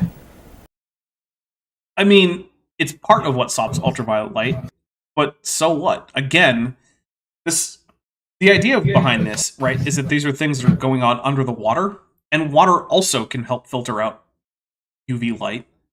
And also, if the UV damage is slow enough that life can still reproduce, then while it might not be conducive to, like humans running around, it's not going to be preclusionary of any kind of organism ever, right? There are organisms that can survive really harsh radiation. I think about tardigrades, right? There were tardigrades that were taken into space and exposed to the full vacuum of space, put in direct, unfiltered sunlight, full of all the gamma rays and UV rays that you can think of. And when they were taken back in and rehydrated, a good fraction of them just popped right back up to being regular old water bears, doing water bear stuff. They seemed not to notice. So, this doesn't just preclude life just because there's extra UV light, right? Even at, the height of the hole in the ozone layer, which is now, thankfully, basically closed, there were people in Antarctica. They didn't just immediately die, right? They could survive in Antarctica. Not well, but also Science Side Up just joined the channel at the tetrapod level. Thank you very much, Science Side Up. And Eddie McCoy gifted membership to My Unfinished Journey. Thank you very much. We'll take a drink for that. Thank you very much. All right, here we go. And UV light destroys ammonia. I actually don't know if that's true. Can someone check to see if that's true? Because I don't actually know. It seems plausible. And ammonia was one of the gases he used. So if you don't have oxygen, you don't... Huh. I seem to remember that there's this moon. I think it's called Didon? It's the moon of Saturn. What's it called? Titan? Titan. Titan, that's it. You got it. You got it. Titan. And I seem to remember it having a lot of ammonia there. But I also seem to remember it not having a protective ozone layer that I've ever heard of. Now, do you think it's possible that maybe there are conditions in which both UV and ammonia could persist, even if UV light tends to break down ammonia? Seems like it. Okay, that's pretty cool. Oh, okay, and Vadim Slavsky-Radchenko checked and says, Dapper, it's not true, not in normal conditions. Oh my goodness, Ken just lied to us. I'll take a drink for that because it's so surprising. Can you hear all of the shock in my voice? Mm-hmm. don't have ozone, which means your ammonia gets destroyed, so now your experiment's back to zero. Apparently not. You're taking away one of your 4 building blocks in this thing. And which means life cannot evolve without oxygen. No, it doesn't mean that at all. You lying about ammonia doesn't mean anything for the formation of the first life. And again, this experiment was never about how to get life from zero to being alive. It was just, is it possible under reasonably Earth-like conditions to produce amino acids in an abiotic manner? That's it. That's all it was. It looks to me like you have a little problem. If life cannot evolve with oxygen and it cannot evolve without oxygen, it cannot evolve. If you were right about either of those things, then yes, that would be a problem, Kent. But remind me, did we find that Kent was right about either of those things? Not either one. Neither. Man. Which is what I've been saying all along. And the reason no one takes you seriously is because you're wrong about both things. It can't evolve, period. So you can see Michael Denton's book on page 262. He shows the evidence that Earth has always had oxygen, even more than today. Well, that's another creationist, by the way. what he did, though, when he circulated this gas through this cell system, the spark combined some of the gases and made amino acids. Oh, very good. Mm-hmm. It went to the bottom, and he had a special trap that would make it fall out. He didn't want it to go through again because the same spark was about 100,000 times more likely to take it apart than it was to put it together. Okay. So he filtered out the product. That's not realistic.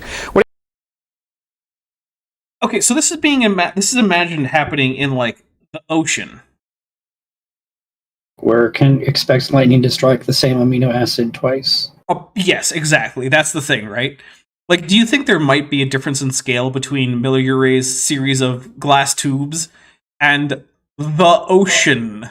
A little bit. A little bit, yeah. So do you think that products of a chemical reaction might enter the ocean after a lightning strike and then just kind of be filtered that from the next lightning strike that happens on Earth? Anywhere? Yeah, it seems likely. Yeah, it does seem likely, doesn't it? Take a drink, because that might be an even stupider objection than any of the previous ones. They are getting worse. Can you believe that Miller and Urey didn't just change the entire atmosphere of the whole planet? What dicks? They actually made was 85% tar. Okay, so it was a bunch of hydrocarbons. Great. And 13% carboxylic acid. Now, both of those are toxic to life. I'm gonna take a drink. But I don't know if you know this, but did you know that there are certain kinds of bacteria that are sometimes spread on oil spills in the ocean because they ate the crude oil? Interesting. Now, crude oil and tar, in this case, are basically the same thing chemically. So what do you think? Do you think that tar is toxic to all forms of potential life if there's currently bacteria that can eat the stuff? Doesn't seem like No, it. it doesn't. Seems like another lie. Now, also, carboxylic acid is a group of acids that are often produced by organisms. Seems like their bare presence does not preclude life. So, while yes, these are both things that can be toxic to some organisms, they do not simply preclude all organisms. There are organisms who will do just fine in both cases. Now, actually, Savage Perpetual Motion Lung Scrubber for $2 says the ocean is a series of tubes, just like the internet. He didn't say just like the internet. I just put that in there. Mm-hmm. Also, I just use he. I'm not sure if that's accurate. If it's not Savage Scrubber, my sincere apologies. Please correct me. Yeah. Anyway, here's the thing. Did you know that alcohol is something that yeast try very hard to get rid of because it's a waste product? And the buildup of alcohol actually kills the yeast? Mm-hmm. And did you know that even high-proof yeast have trouble getting past, like, 12, 13% alcohol? Watch this. I am, for the sake of science, about to drink a mixture that is 40% alcohol by volume. And when it's done, I will have either died on the basis that alcohol at this level is toxic to many organisms, or I will have survived on the basis that I'm not one of those organisms. Let's find out which, shall we? Here we go. Good luck. I just did it, and I don't need luck. Wow! Okay. I'll make my students memorize a lot of numbers, but I do want you to know this for the quiz. What was the result of Miller's experiment as he tried to create life? He got 85% tar, 13% carboxylic acid. We'll just have the percentage for him to fill in, Marlissa. What percentage of carboxylic acid did he get? What percentage? Oh, hey, that means in this video we've had an acknowledgement of all three of Kent's kids. That's a first. He usually only acknowledges Eric. He sometimes acknowledges Marlissa, and he almost never even talks about Kent Andrew. But hey, of tar. Just the numbers I want you to know. Let's see. 85 and 13 totals 98% poisonous substance. No, because neither of those things are on their own necessarily poisonous. I'm going to take a drink. We're going to talk about this a little bit. First of all, it's always the dose that makes the poison. But second, okay, 85% is a lot. So yeah, that probably would have been toxic to anything that had a sensitivity to those particular chemicals. But here's another thing, right? Dogs really shouldn't eat chocolate in any significant amount. Now, to be fair, the amount that they actually can safely eat is a lot higher than most people think. There's a lot of people who are like, if you give your dog like a milk chocolate Hershey's Kiss, it's going to die. It's not. It's going to be fine. Don't let it get into a bowl of chocolate. Don't let it eat like a bar of dark chocolate. But like, yeah, if your dog eats a Hershey's Kiss, even if it's a tiny dog like Carmen, she'll be okay. I'm not saying you should feed your dog chocolate actively. I'm just saying like people exaggerate it. But anyway, it's much less toxic to humans. Here's another thing. Many of the pesticides that are used do things like block photosynthesis. Ben, what would happen to you if I blocked all of your photosynthesis? Nothing would change for me. Are you saying that because I don't photosynthesize at all? No. Wow. So are you saying that there might be some organisms for which certain things are highly toxic, and then other organisms for which they might be mildly or not toxic at all? Yep. Wow. Or how about this? There are some pesticides that block electrolyte take-up in arthropod cells. But because non-arthropods have different electrolyte channels, they're not affected because the pesticides don't actually block those channels that are differently sized and shaped. I think that could mean that certain pesticides are only good against arthropods and don't actually affect, like squirrels or rabbits or humans as much. I'm not saying you should down a bunch of pesticide, but I'm saying there's a reason that there are certain pesticides that are relatively safe for humans and deadly to bugs. It's almost like life isn't all exactly the same. What do you know? Poison. 2% amino acids. Oh, Trixie, name is so long I still can't read all of it. It says, Davernaz, for a fun fact, the carboxylic acid found in human blood is specifically carbonic acid. Okay, cool. What are the chances? Now, there are some real problems here that students are not taught, and they ought to be taught. I mean, if you're really trying to teach biology, which they are, but what are the problems, Ken? Then let's teach the facts. Okay. He did. Oh, Cookies Right for $5 says, Bent only photosynthesizes when dressed as a beautiful flower with the tutu. Guys, if you want a tutu for next time, we've got a long way to go. But hey, for the tutu, right? It's possible. We could get there. We're only about a third of the way there, and we only have about a quarter of the show left, but it's not impossible. Gary Bronson, who's been a member for 34 months, thank you so much, says, what you mean poison is... What? Sorry, I'll say it right. What? You mean poison isn't a universal thing? What video games lied to me? Yeah, they did. I'm sorry. I'm sorry to tell you. Pimplepunk, half dog, half canine for $5 says, evolutionists will tell you that yeast will fart itself to death. Mothra. We'll take a drink for the Mothra. And yeah, they will tell you that. Because it's true. Not create life in the laboratory. Right? And no one says they do. That's not in any of the textbooks, Ken. No one, as far as I can tell, has ever said that Miller Urey created life. He made the problem much worse. That's just wrong. He demonstrated all we can get is a substance 98% poisonous to life. Okay, no. First of all, that substance was not 98% poisonous to any possible life. There are plenty of organisms today who could thrive just fine on that. And second, this wasn't the be-all and end-all of origin of life research again. It was just one important experiment early on in that research. We have many other experiments. Heck, we found amino acids in space. It turns out they're actually not that hard to form. So, yeah. But, okay. Now, there are 20 different amino acids. How many letters of the alphabet are there? 26. Depends on the alphabet, Kent, but yeah, okay. And I did earlier say 22 amino acids. Sorry about that. I got that wrong. The Russian alphabet, 32 letters of the alphabet. What about Hebrew or Arabic, Kent? Come on. Also, there's no Russian alphabet or English alphabet. There's a Latin alphabet and a Cyrillic alphabet. But whatever, that's nitpicky. How many different words can you make in Russian from those letters? I don't know. It depends on how you count words, which is actually an open question. But I'd probably say... a lot. Yeah, probably like 100,000 or so. At a guess. Millions, probably. Well, No, almost certainly not. hundreds of thousands of words, Probably not even hundreds of thousands. right? Probably more like thousands, but that's okay. Maybe 100,000. Probably not 200,000 though. Lance's Fossil Corner for $10 says, Ken Hovind, not gentle or modern ape, dapper rocks. Thank you very much, Lance's Fossil Corner. I really do appreciate it. In English, 26 letters can be arranged to make hundreds of thousands of words.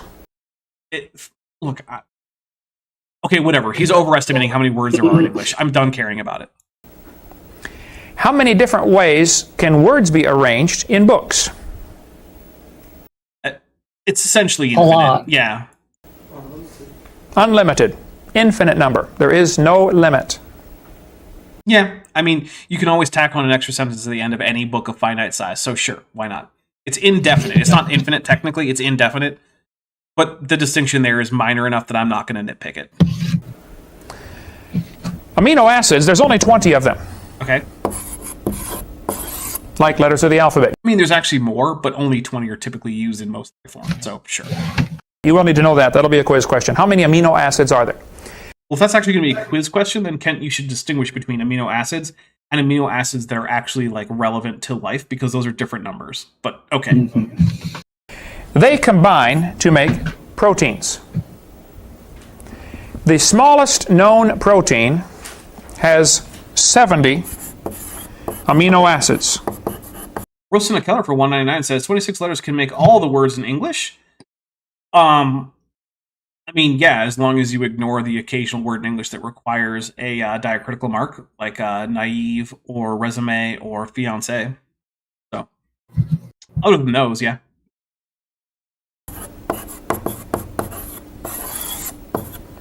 Alex Marco says, Ket isn't that far off with how many words there are in English. Well, so if he's saying hundreds of thousands, I mean like 200,000 or more, then he is fairly significantly far off. But again, how you count words is tricky, right? Like if you count up the number of words in a dictionary, then you won't find like sit and sitting and sat as different words. You'll see them all under the heading of sit. So like, are those three separate words, or are they forms of the same word? And the same thing is a problem in like Russian, right? Like, does every single instance of a noun in every single different case count as a different word? Or are those all just different versions of the same word? So it's not always easy to tell. And also in many languages, word markings are traditional, but when you actually get down on the ground, they tend not to actually be the word markings that you see in the writing. For instance, it's actually pretty easy to analyze French as actually having far fewer spoken words in a given sentence than you would put down when you're writing it. But that also simultaneously means that the number of actual words that occur in the entire language put together ends up being much higher, because French actually tends to treat entire phrases that in the text are separated by spaces as a single word phonetically. So, yeah. And also, like, we have languages like Sumerian, which isn't a spoken language, but still we have text that we can read, and we don't even know where the word break should be in that. Like, we don't really have a clue. So, yeah, it's complicated, but most estimates would put the number of words in English not at 200,000. This is the smallest known protein with Smallest known modern protein, right? We don't know how small proteins might have been in the past. So, okay. 70 amino acids. Tesla Ranger says, but with diacritical marks, the words aren't English anymore, are they? They're French? Well, first of all, not all of them are French. Naive isn't a French word as far as I remember, although maybe it is. Now that I think about it, I don't know. But no, once the word becomes the normal word in English for a thing, it's an English word. You can say its etymology is derived from something else, but all words have their etymology derived from some language that is not modern English, right? You can stretch most English words all the way back to Proto-Indo-European. That doesn't mean that English is Proto-Indo-European. And it doesn't mean that the words you're speaking are themselves Proto-Indo-European words. So, no, that's not what that means. Fiancé has a diacritical mark on the E, or the second E, or sorry, the first E, or the only E at the end, depending on whether it's masculine or feminine. And it's the English word for the person that you have, pledged to marry. There isn't a different English word that's in common use. I guess betrothed is technically in there, but it does have a different connotation than just fiancé, because a betrothal isn't the same thing as a proposal. They're similar, and they have the same result in the end. They're not quite the same thing. And yeah, fiance is just the normal English word for that. And it has an accent on it. Just like the word for that particular kind of pepper that's some people say is spicy, but I think is very mild, is jalapeno with a tilde over the end. That tilde is part of the English word. Now, a lot of people ignore it when they're typing because English language keyboards tend not to have easy access to accents or other diacriticals. But, you know. Think of a paragraph that has 70 letters in it. A. The quick brown fox jumps over the lazy dog. Okay, that sentence contains all the letters of the English alphabet. So it's also not 70, and it's also not a paragraph, but okay, Kent. Do you think Kent doesn't know the difference between a sentence and a paragraph? It seems like he might not. Take a drink for Kent once again, just revealing his lack of literacy skill. Kent is a 3rd edition barbarian who did not spend those extra skill points to become literate. If you get that joke, then you've been playing D&D for a long time.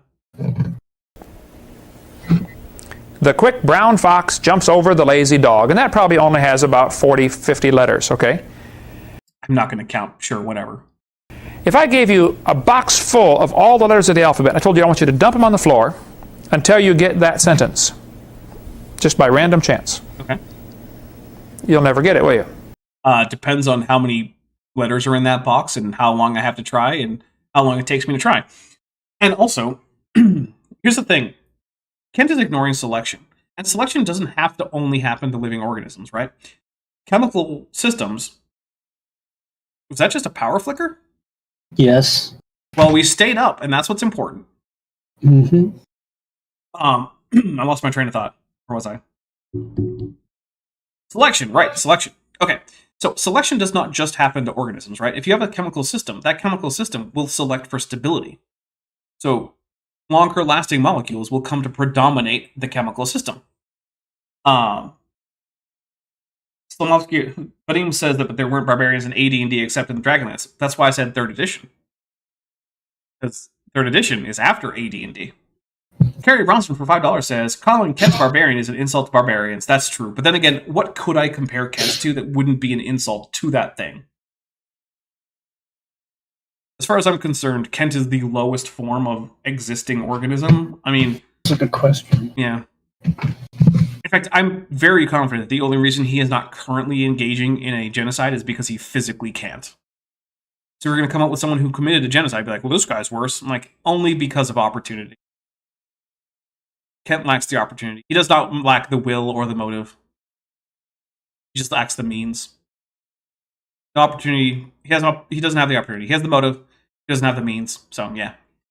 I'm not going to put him on a higher moral plane than that. So, anyway.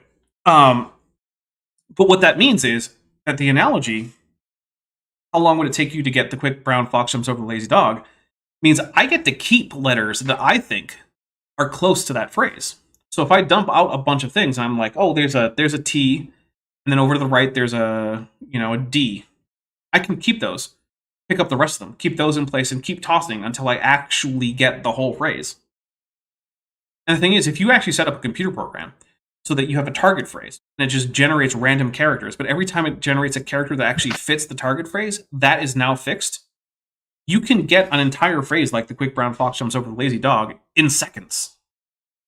Carrie Bronson for $2 says, he's a gibbering mouther.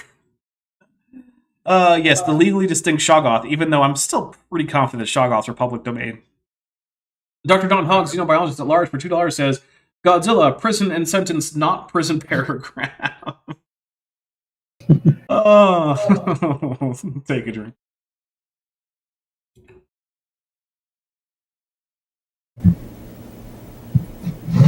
The problem really gets compounded when you figure the fact that letters of the alphabet have to be facing the right way. Okay, that's not how amino acids work, but sure. Roasting the Color for $4.99 says, BKGFRW isn't an English word yet. You didn't say it. I said that. Kent, valid words have constraints on randomness, Kent. That's true. Yeah, so do amino acids. Although English's constraint on the randomness is absurdly broad. Did you know that strengths is a valid word in English? That's 6 consonants with only 1 vowel to separate any of them. strengths is not a word that would occur in virtually any language other than English. It is an absurd word. Maybe in Georgian or something it might show up. But, like, yeah, English is absurd. English needs to get better phonotactics. And I say that as a native English speaker. Amino acids are right-handed and left-handed. It's called chirality. Well, that's true. We'll take a drink for that. I thought he meant that, like, if you rotate the amino acid the wrong way around, suddenly the cell will break or something. You cannot put your right hand into a left glove. I mean, you can. I've done it. It's weird, but I mean, can. They look very similar. It's called a mirror image, though. It won't fit. Actually, I have non-handed nitrile gloves that I use for 3D printing, so I don't get the goop on my hands because, you know, it can cause rashes and whatnot when it's uncured. And yeah, I can put those on either hand. And it's not really to counter his... He is right, that there's chirality in amino acids. I'm just pointing out his analogy is kind of imperfect. Mm-hmm. These amino acids are mirror images of each other. Some right... Vadim Samovsky Redchenko says, check, enter the chat. Yeah, look, I'm not saying English is the only language with absurd phonotactic rules that are way too permissive. There's definitely a few more, but yeah, come on, English. And Czech. And Georgian.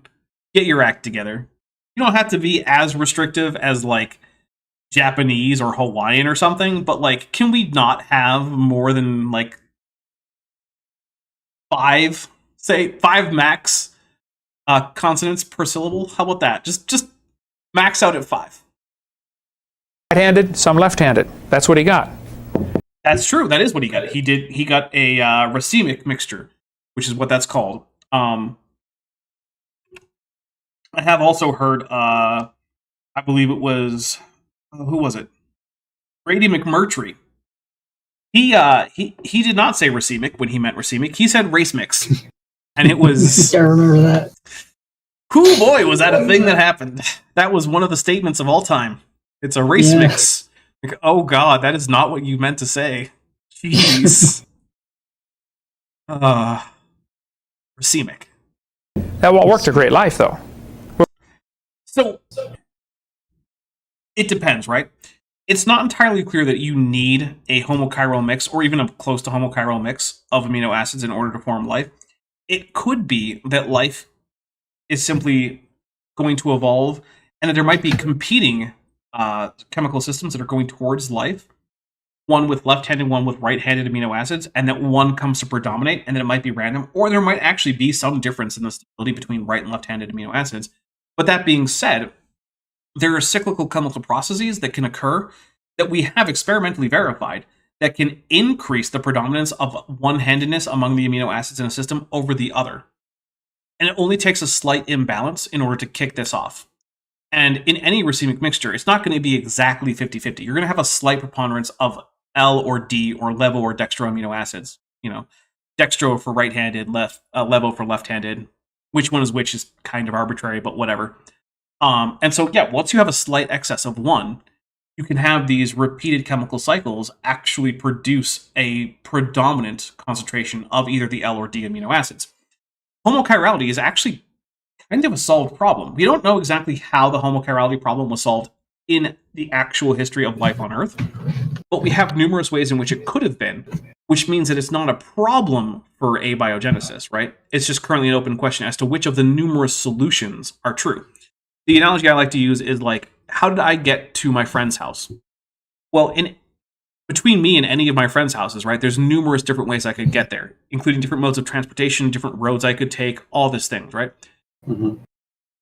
But the fact that there's more than one possible way and that you might not know how I got there doesn't mean that I didn't or that it's impossible. Mm-hmm. So that's the situation we're in with homochirality. We know it's possible to get dominantly L or D amino acids naturally without an intelligent intervention with chemistry that's prebiotically significant and plausible. We just don't know which of those ways was how it happened.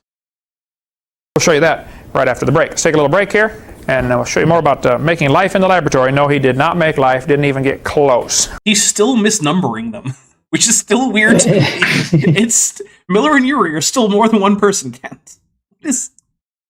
And no, they didn't make life. No one ever said that they did, other than maybe creationists. Coming up after the break. Yeah, Fearmonger says, "Are you saying people who are science illiterate have trouble saying scientific terms? That's impossible." I am saying that, yeah, actually. Let's finish up this with this subject of making life in the laboratory. Which is a weird thing, because no one's ever even tried to do it, to my knowledge. At least not from starting with abiotic chemicals. What he was able to make was 2% amino acids. Eddie McCoy says, "How do you misnumber when you refer to multiple people as he?" That's how. Or she, for that matter.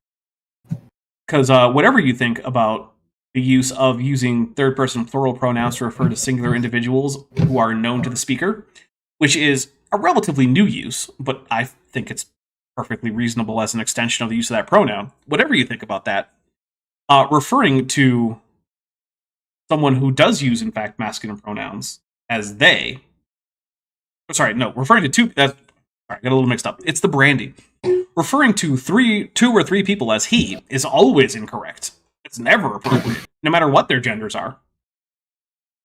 Goop23 for $2 says, "It wasn't him, it was them'll." Them'll. I like that. All right, here we go. Half of them were right-handed, half were left-handed.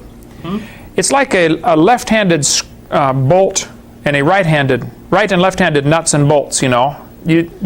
Are there still people making like opposite threaded nuts and bolts? Is that even? I've never encountered one. I know it's possible, but I've never encountered a single one. Not that I know of. Yeah. You just can't put them together. Okay, Alex Markle, it works romance languages, Dapper. Okay, first of all, I don't know of circumstances in which you can refer to multiple people as either he or she. I know that there are masculine and feminine forms of the third person plural, they, right? But I'm not aware of any time in which you could appropriately use a third person singular pronoun to refer to multiple people. Maybe give me an example. The threads go the wrong way. Or right-handed gloves and go on your left hand. The threads were a better example, even though I don't know that anyone's still making those. You Little Rascal for 100 Argentinian peso says, "My pronouns are USA and my number is 1779. Probably. Yeah. It was a prisoner number, wasn't it? This is called the chirality. Chirality, I believe is the spelling.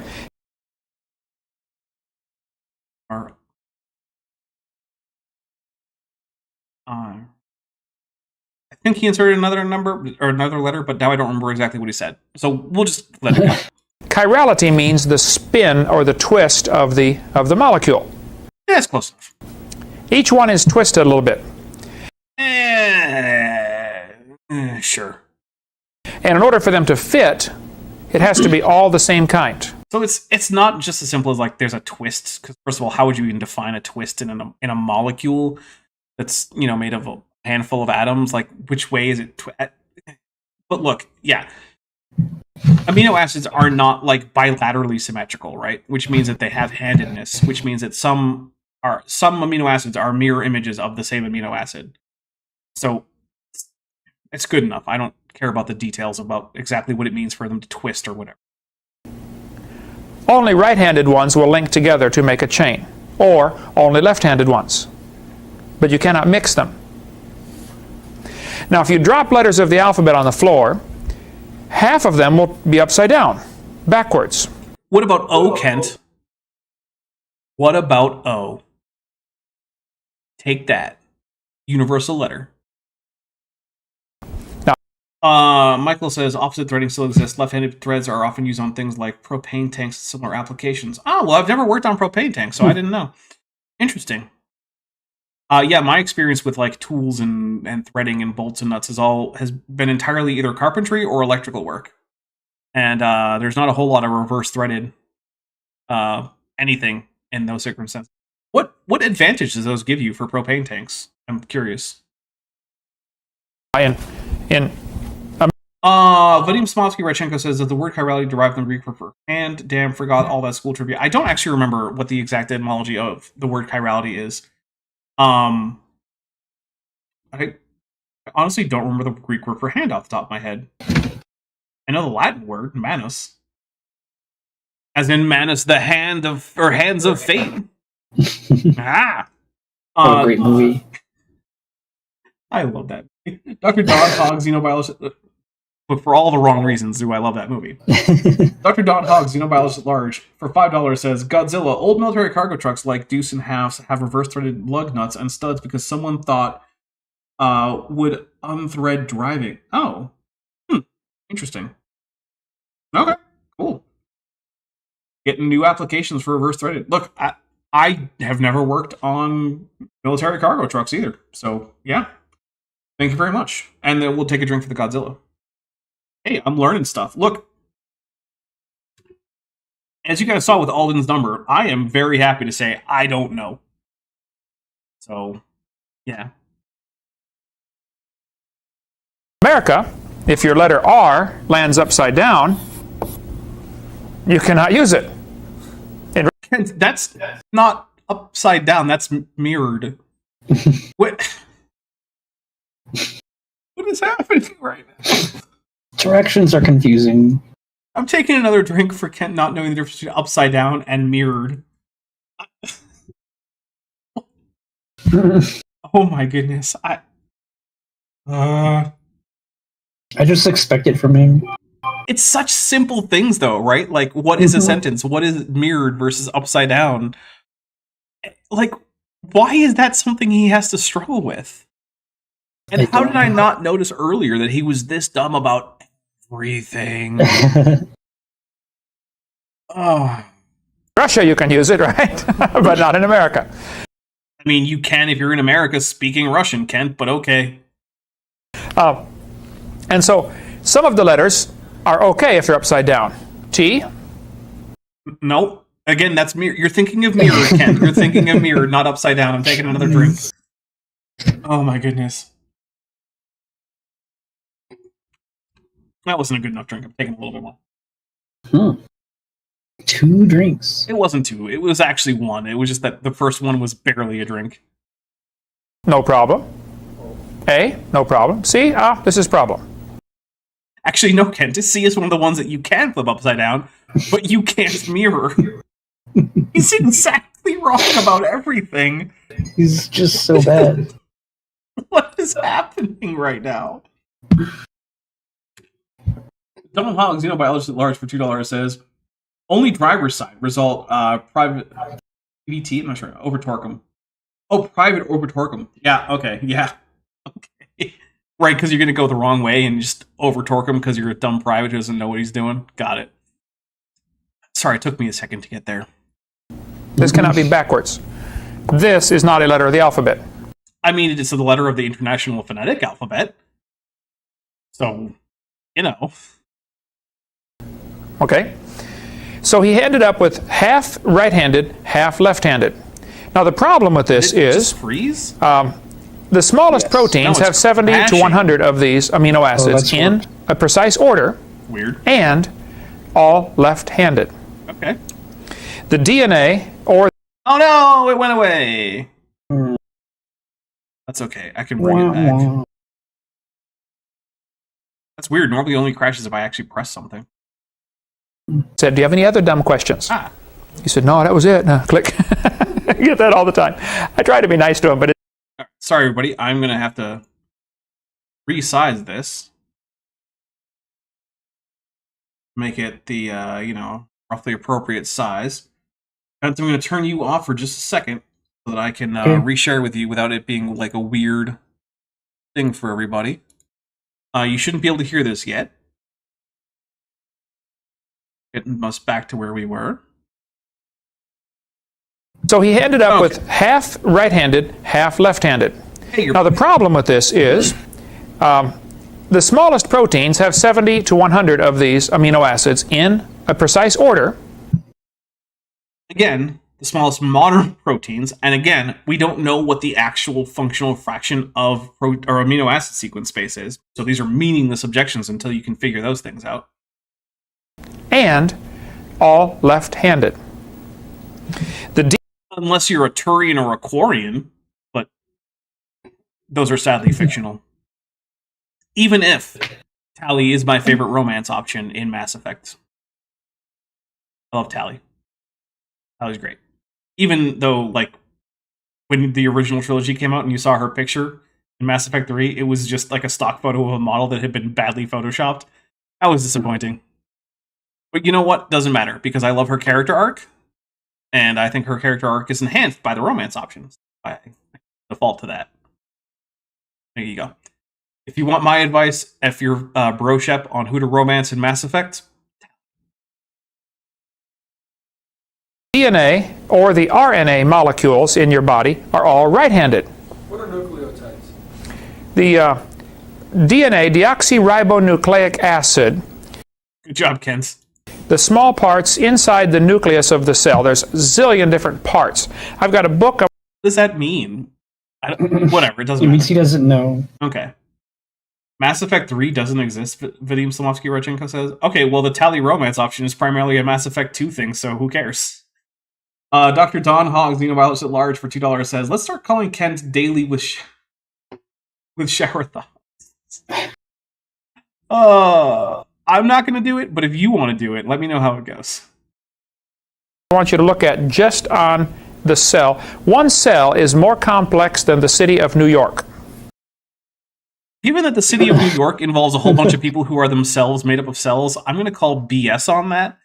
But also, I don't care, because just being complex is not an indication of anything in particular. Right? Like, the presumption complex, therefore God, doesn't actually work. Or even just complex, therefore intelligently designed, doesn't work.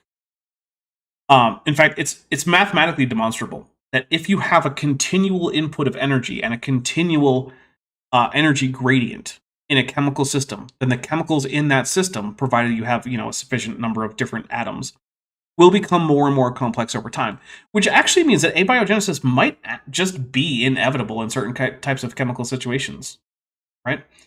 So, yeah, just the fact that complex things exist is not an argument for intelligent design or against evolution. Evolution predicts complexity. Savage Perpetual Motion Lungs Cobra for $5 says, Kent Hovind is the Richard Carrier of knowing the difference between vertical and horizontal. Oh, he really is, and it's so embarrassing. To supply New York City, how many things come in, how many things go out, how much movement is there within the city to keep Lots. things running smoothly? Unbelievable, right? Someone else said lots. They agreed with me. Thanks, audience guy. Nice. One cell is more complicated than that. Alex Markle says they should remake Mass Effect and have better romance options for FemShep. I mean, I don't know. I thought that, like, the Drell assassin guy, having Garrus in there, having Aiden as well as Liara, I don't know. I thought they were okay. I don't know. I mean, look, I'm not going to disagree with you. We couldn't use more romance options in Mass Effect. They're a fun aspect of the game. And I, even if Tally is my default for Broshep, I actually don't really have a default for Femshep. Although I almost never go for Aiden Alenko, because I don't find his character very interesting. But that's just me. I'm not a big Caden fan. I almost never save him. So Me neither. yeah, I just find Ashley has a more interesting backstory. And, like, I'm not saying that Caden has a bad backstory, like the whole, like, abused as a biotic kid and with the Turian commander. It's not a bad backstory, it's just not as interesting. So whatever. Yeah, here we go. Stuff comes in, moves around within the cell, has to be transported back and forth. The book, Darwin's Black Box, deals with that subject. Michael Behe. Unfortunately, this stream no longer exists, but I went onto a stream on a channel run by a Catholic apologist once, and Behe was there. That's why I went on the stream. And I asked him directly. I said, I'm not quoting exactly what I said because I don't remember exactly, but it was to the effect that, like, hey, so in the Dover trial, the court decided that intelligent design did not meet the basic criterion for being science. Now, that was some 20 years ago or something.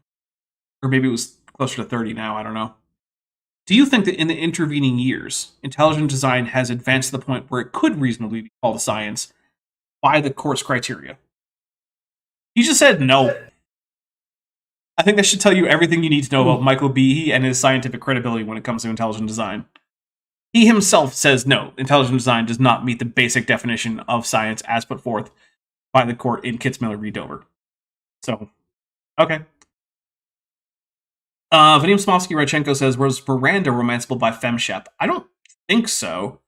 I don't think they actually put in any other than the Asari, I don't think they put in any non-straight romance options until the third game. She's not really in the third game. Well, she's barely in the third game. She's technically there. But also, I never really liked Miranda enough to want to do a romance option with her. I don't even remember if you can.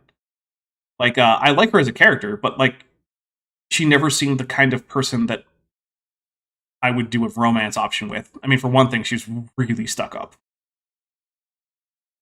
Very well. That's an excellent book to read. Okay, so here, Miller. Almost 20, Kitzmiller v. Dover was 2005. Was it that recently? Oh, okay, thank you. So I guess what I probably asked was more like in the 15 years or 17 years or whatever. And Yuri have a problem. They have several problems. They excluded oxygen, which not a problem. Won't work.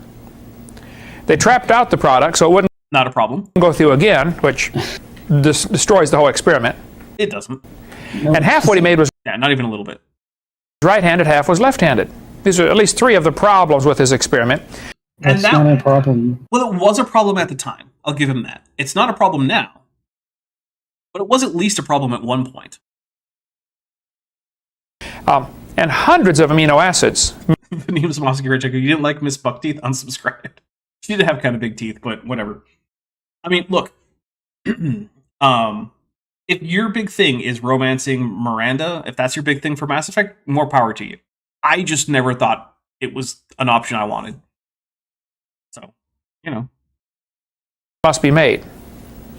And amino acids must combine to form a protein.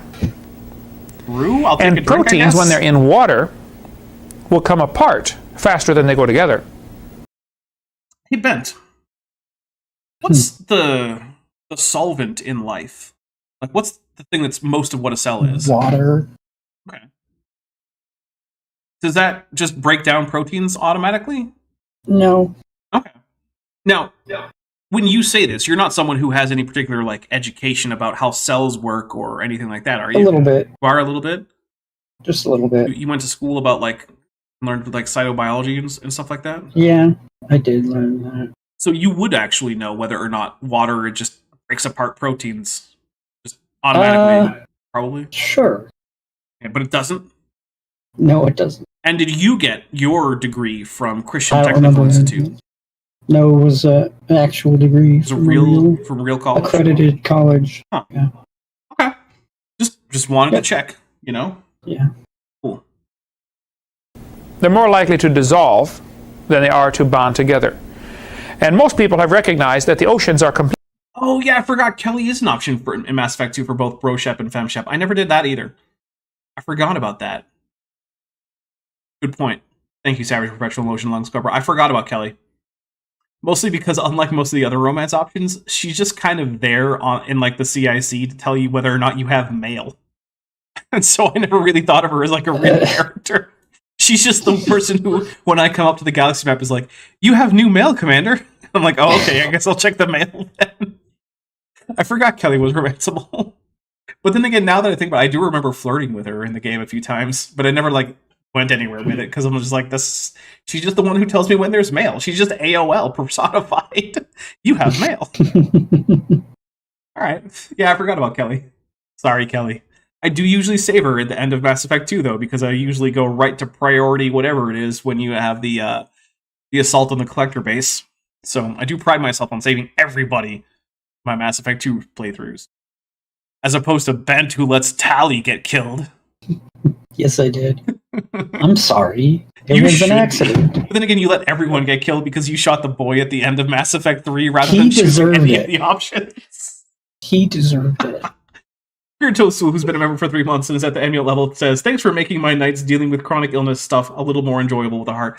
Look, thank you for being here, and I'm glad that I can. I really am. I want this channel to be a bright spot in people's lives, and I'm glad that it often is. completely full of water. Wait, she feeds your fish if you romance her, says Bakery? Holy crap, maybe I should start romancing Kelly. Stop having to feed my own damn fish. Roasting a Keller for $4.99 says, why are our bodies like approximately 70% one specific industrial solvent? Like hydrogen monoxide. Turns out it's actually really good for doing biochemistry. No doubt. No doubt about it, all the way to the bottom. And he wanted this thing to take place in the oceans with lightning striking. Well, you got a problem because your little molecules, once you get 4 or 5 of them to combine, they break apart. I mean, they don't, though. That's the thing, right, Ken? Yeah, that's not true. So hydrolysis is, in fact, how you break apart proteins in a cell. But that requires energy. You have to have energy input to do that. That's why cells do things like break apart ADP and ATP. It's to get the energy to do things like hydrolysis of proteins. Or lipids, for that matter. So, like, he's not entirely wrong that this is part of how you break apart proteins, but it's not that simple, right? It's why you need special enzymes and whatnot in your body to break down proteins. No, Vadim, I'm not going to do Italian impersonation. For one thing, I don't have, like, the weird reverb. Eddie McCoy says I should try Starfield. At some point, I'll probably play Starfield. It's low on my priority list, though. I was going to play Helldivers. I bought Helldivers. First time I bought a game in months. Wouldn't run, so I refunded it. Still waiting for that money to come back, but yeah, it kind of ruined my Sunday. Because I spent a long time trying to troubleshoot that before I gave up and refunded the game. And you got to get 100 of them to make one protein, and then you got to get a bunch of proteins to make a cell. And then who's this cell going to marry? Okay, Bent, guy who knows fair bit about cytology and stuff like that. Do cells generally have to reproduce sexually in order to create another cell? No, they undergo mitosis. Now, is that asexual? Yes. So one cell can just create another cell? It divides into 2 daughter cells. Oh my goodness. And then those 2 can then go on to divide into 4? They keep dividing. So like to 8? Mm-hmm. Okay, but 16 though? The numbers are getting complicated now, but I think so. Okay, now hear me out. What about 32? Yeah. Okay, but surely Yes. not 64. 64, yeah. Okay, well, 128? Mm-hmm. Even 256. Oh my goodness, I'm taking a drink. That's amazing. Pretty incredible. And none of them have to get married to anyone else. So I do a lot of Blender, and I am always trying to like see, is there a way that I can make this number a power of 2? Because it's so much faster when it's powers of 2 all over the place. So I'm always thinking in terms of like powers of 2. It's kind of weird. Yeah. There's some real serious problems here. I mean, you have one minor problem, and it's chirality, and we've kind of figured that out in multiple ways. Brownian motion Ooh. is named after a guy named Brownian. If you I think it's named after a guy named Brown, Kent? Not Brownian? I'm taking... Was that a joke that did land? Because I thought that was hilarious. No, I think he's being serious. I think he thinks it was named after a guy named Brownian and not after a guy named Brown. Like Newtonian physics is named after a guy named Newtonian. Oh, that's ridiculous. That's a drink. Wow. take a glass of water and put in 1 drop of red food coloring. Oh, hey, we're over time. It's already 8:07. I was having fun. I was drinking brandy. I didn't even notice. You know what, guys? That means it is time to wrap it up. And no, we did not reach the 2-2 number. I suppose if someone wants to super chat, like, almost $200, we could. Oh, gosh. Yeah. Savage Perpetual Emotion Lung Scrubber for $2 says, Kent hates premarital mitosis. Those cells are living in sin unless they get hitched. Maybe that's why he hates evolution, because all those cells want to live in sin and not get married. Okay. So, guys, thank you very much for coming. Thank you for hitting like. Thank you for sticking with us for an overlong episode. Not by a lot, but by a little bit. After this, I am going to be heading over to my Discord channel to watch some Power Rangers Ninja Storm. That's the right one. I was about to say Wild Force again. I'm like, no, dude, we're like 4 sessions into Ninja Storm. It's time to stop saying Wild Force. Roast in the Keller for $1.99 says, Murphy's Law is named after a guy named Law. Thank you. So let's take a look at what's coming up. I will go over to my YouTube studio. Bent, if you have anything you want to announce, it's a great time to do so. Yeah, I'm going to be on Top Hats Off tomorrow for Power Rangers Jungle Beast. That is correct. It's a lot of fun. I hope you all come by and watch. Yeah, it'll be at 6 Pacific and 9 Eastern. So come over there. We should have a full crew, all 6 of the Rangers. So let's see. On Thursday, we have What is Evolution Anyway? Creepy Carl, Part 1, which is in fact a Carl Baugh video. And I had a lot of fun making the Creepy Carl series. It is a Halloween special, or well, October special, I suppose. And yes, it was made in October, even though it's coming out now in March. I really, really am happy with this one. I think it's a lot of fun. I really highly encourage you guys to be there. That is going to be Thursday at 11 a.m. Pacific, 2 p.m. Eastern. If you're between those or anywhere outside of that, please do the math. Then on Saturday, I am planning to do what's hopefully going to be the last episode of Bad Hebrew Takes, at least for a while. So I'm going to be re-inviting Kip Davis. I'm going to be inviting Vishanti. If one of them can't make it, that's okay. But I will be inviting both of them. If both of them can't make it, I guess it's still okay, but it would be lonely and sad. But it'll be fine. And then on the next Tuesday, we're doing another Kent with Bent, but no tutu. Maybe we can get a tutu for next month. Hopefully. Yeah, fingers crossed. But with that said, guys, thank you so much. I'm so grateful to all of you for being here. I'm going to get out of here and go head over to the Discord where we're going to watch some Power Rangers Ninja Storm. So hopefully I see all of you on Thursday, if not in the Discord. Bye, everybody. Bye. Hey, before you leave, I just want to take a second to thank my patrons and channel members, especially those pledging $20 or above. Ben Hovind, Phil Rivara, Tapioca Weasel, Whispers, Eta V, Strawberry Vein, Denny5252, Elron Teller, Horseflesh, Ian Chen, Kelvin Brostick Van Manen, Landon Knoll, Mabbity Babbity, Monkey They Them, Sphincter of Doom, and Volus. It's because of my channel members and patrons whom you're seeing on screen that this channel can stay afloat. Without you, it would all shut down. If you want to join the team, there's a link to join the channel below this video, and there's a link to join the Patreon in the description. On the Patreon, you can get a 10% discount for pledging annually, and either way, you get early access to virtually all of my scripted videos, often 3 to 5 months before they come out for the general public. Thanks for watching.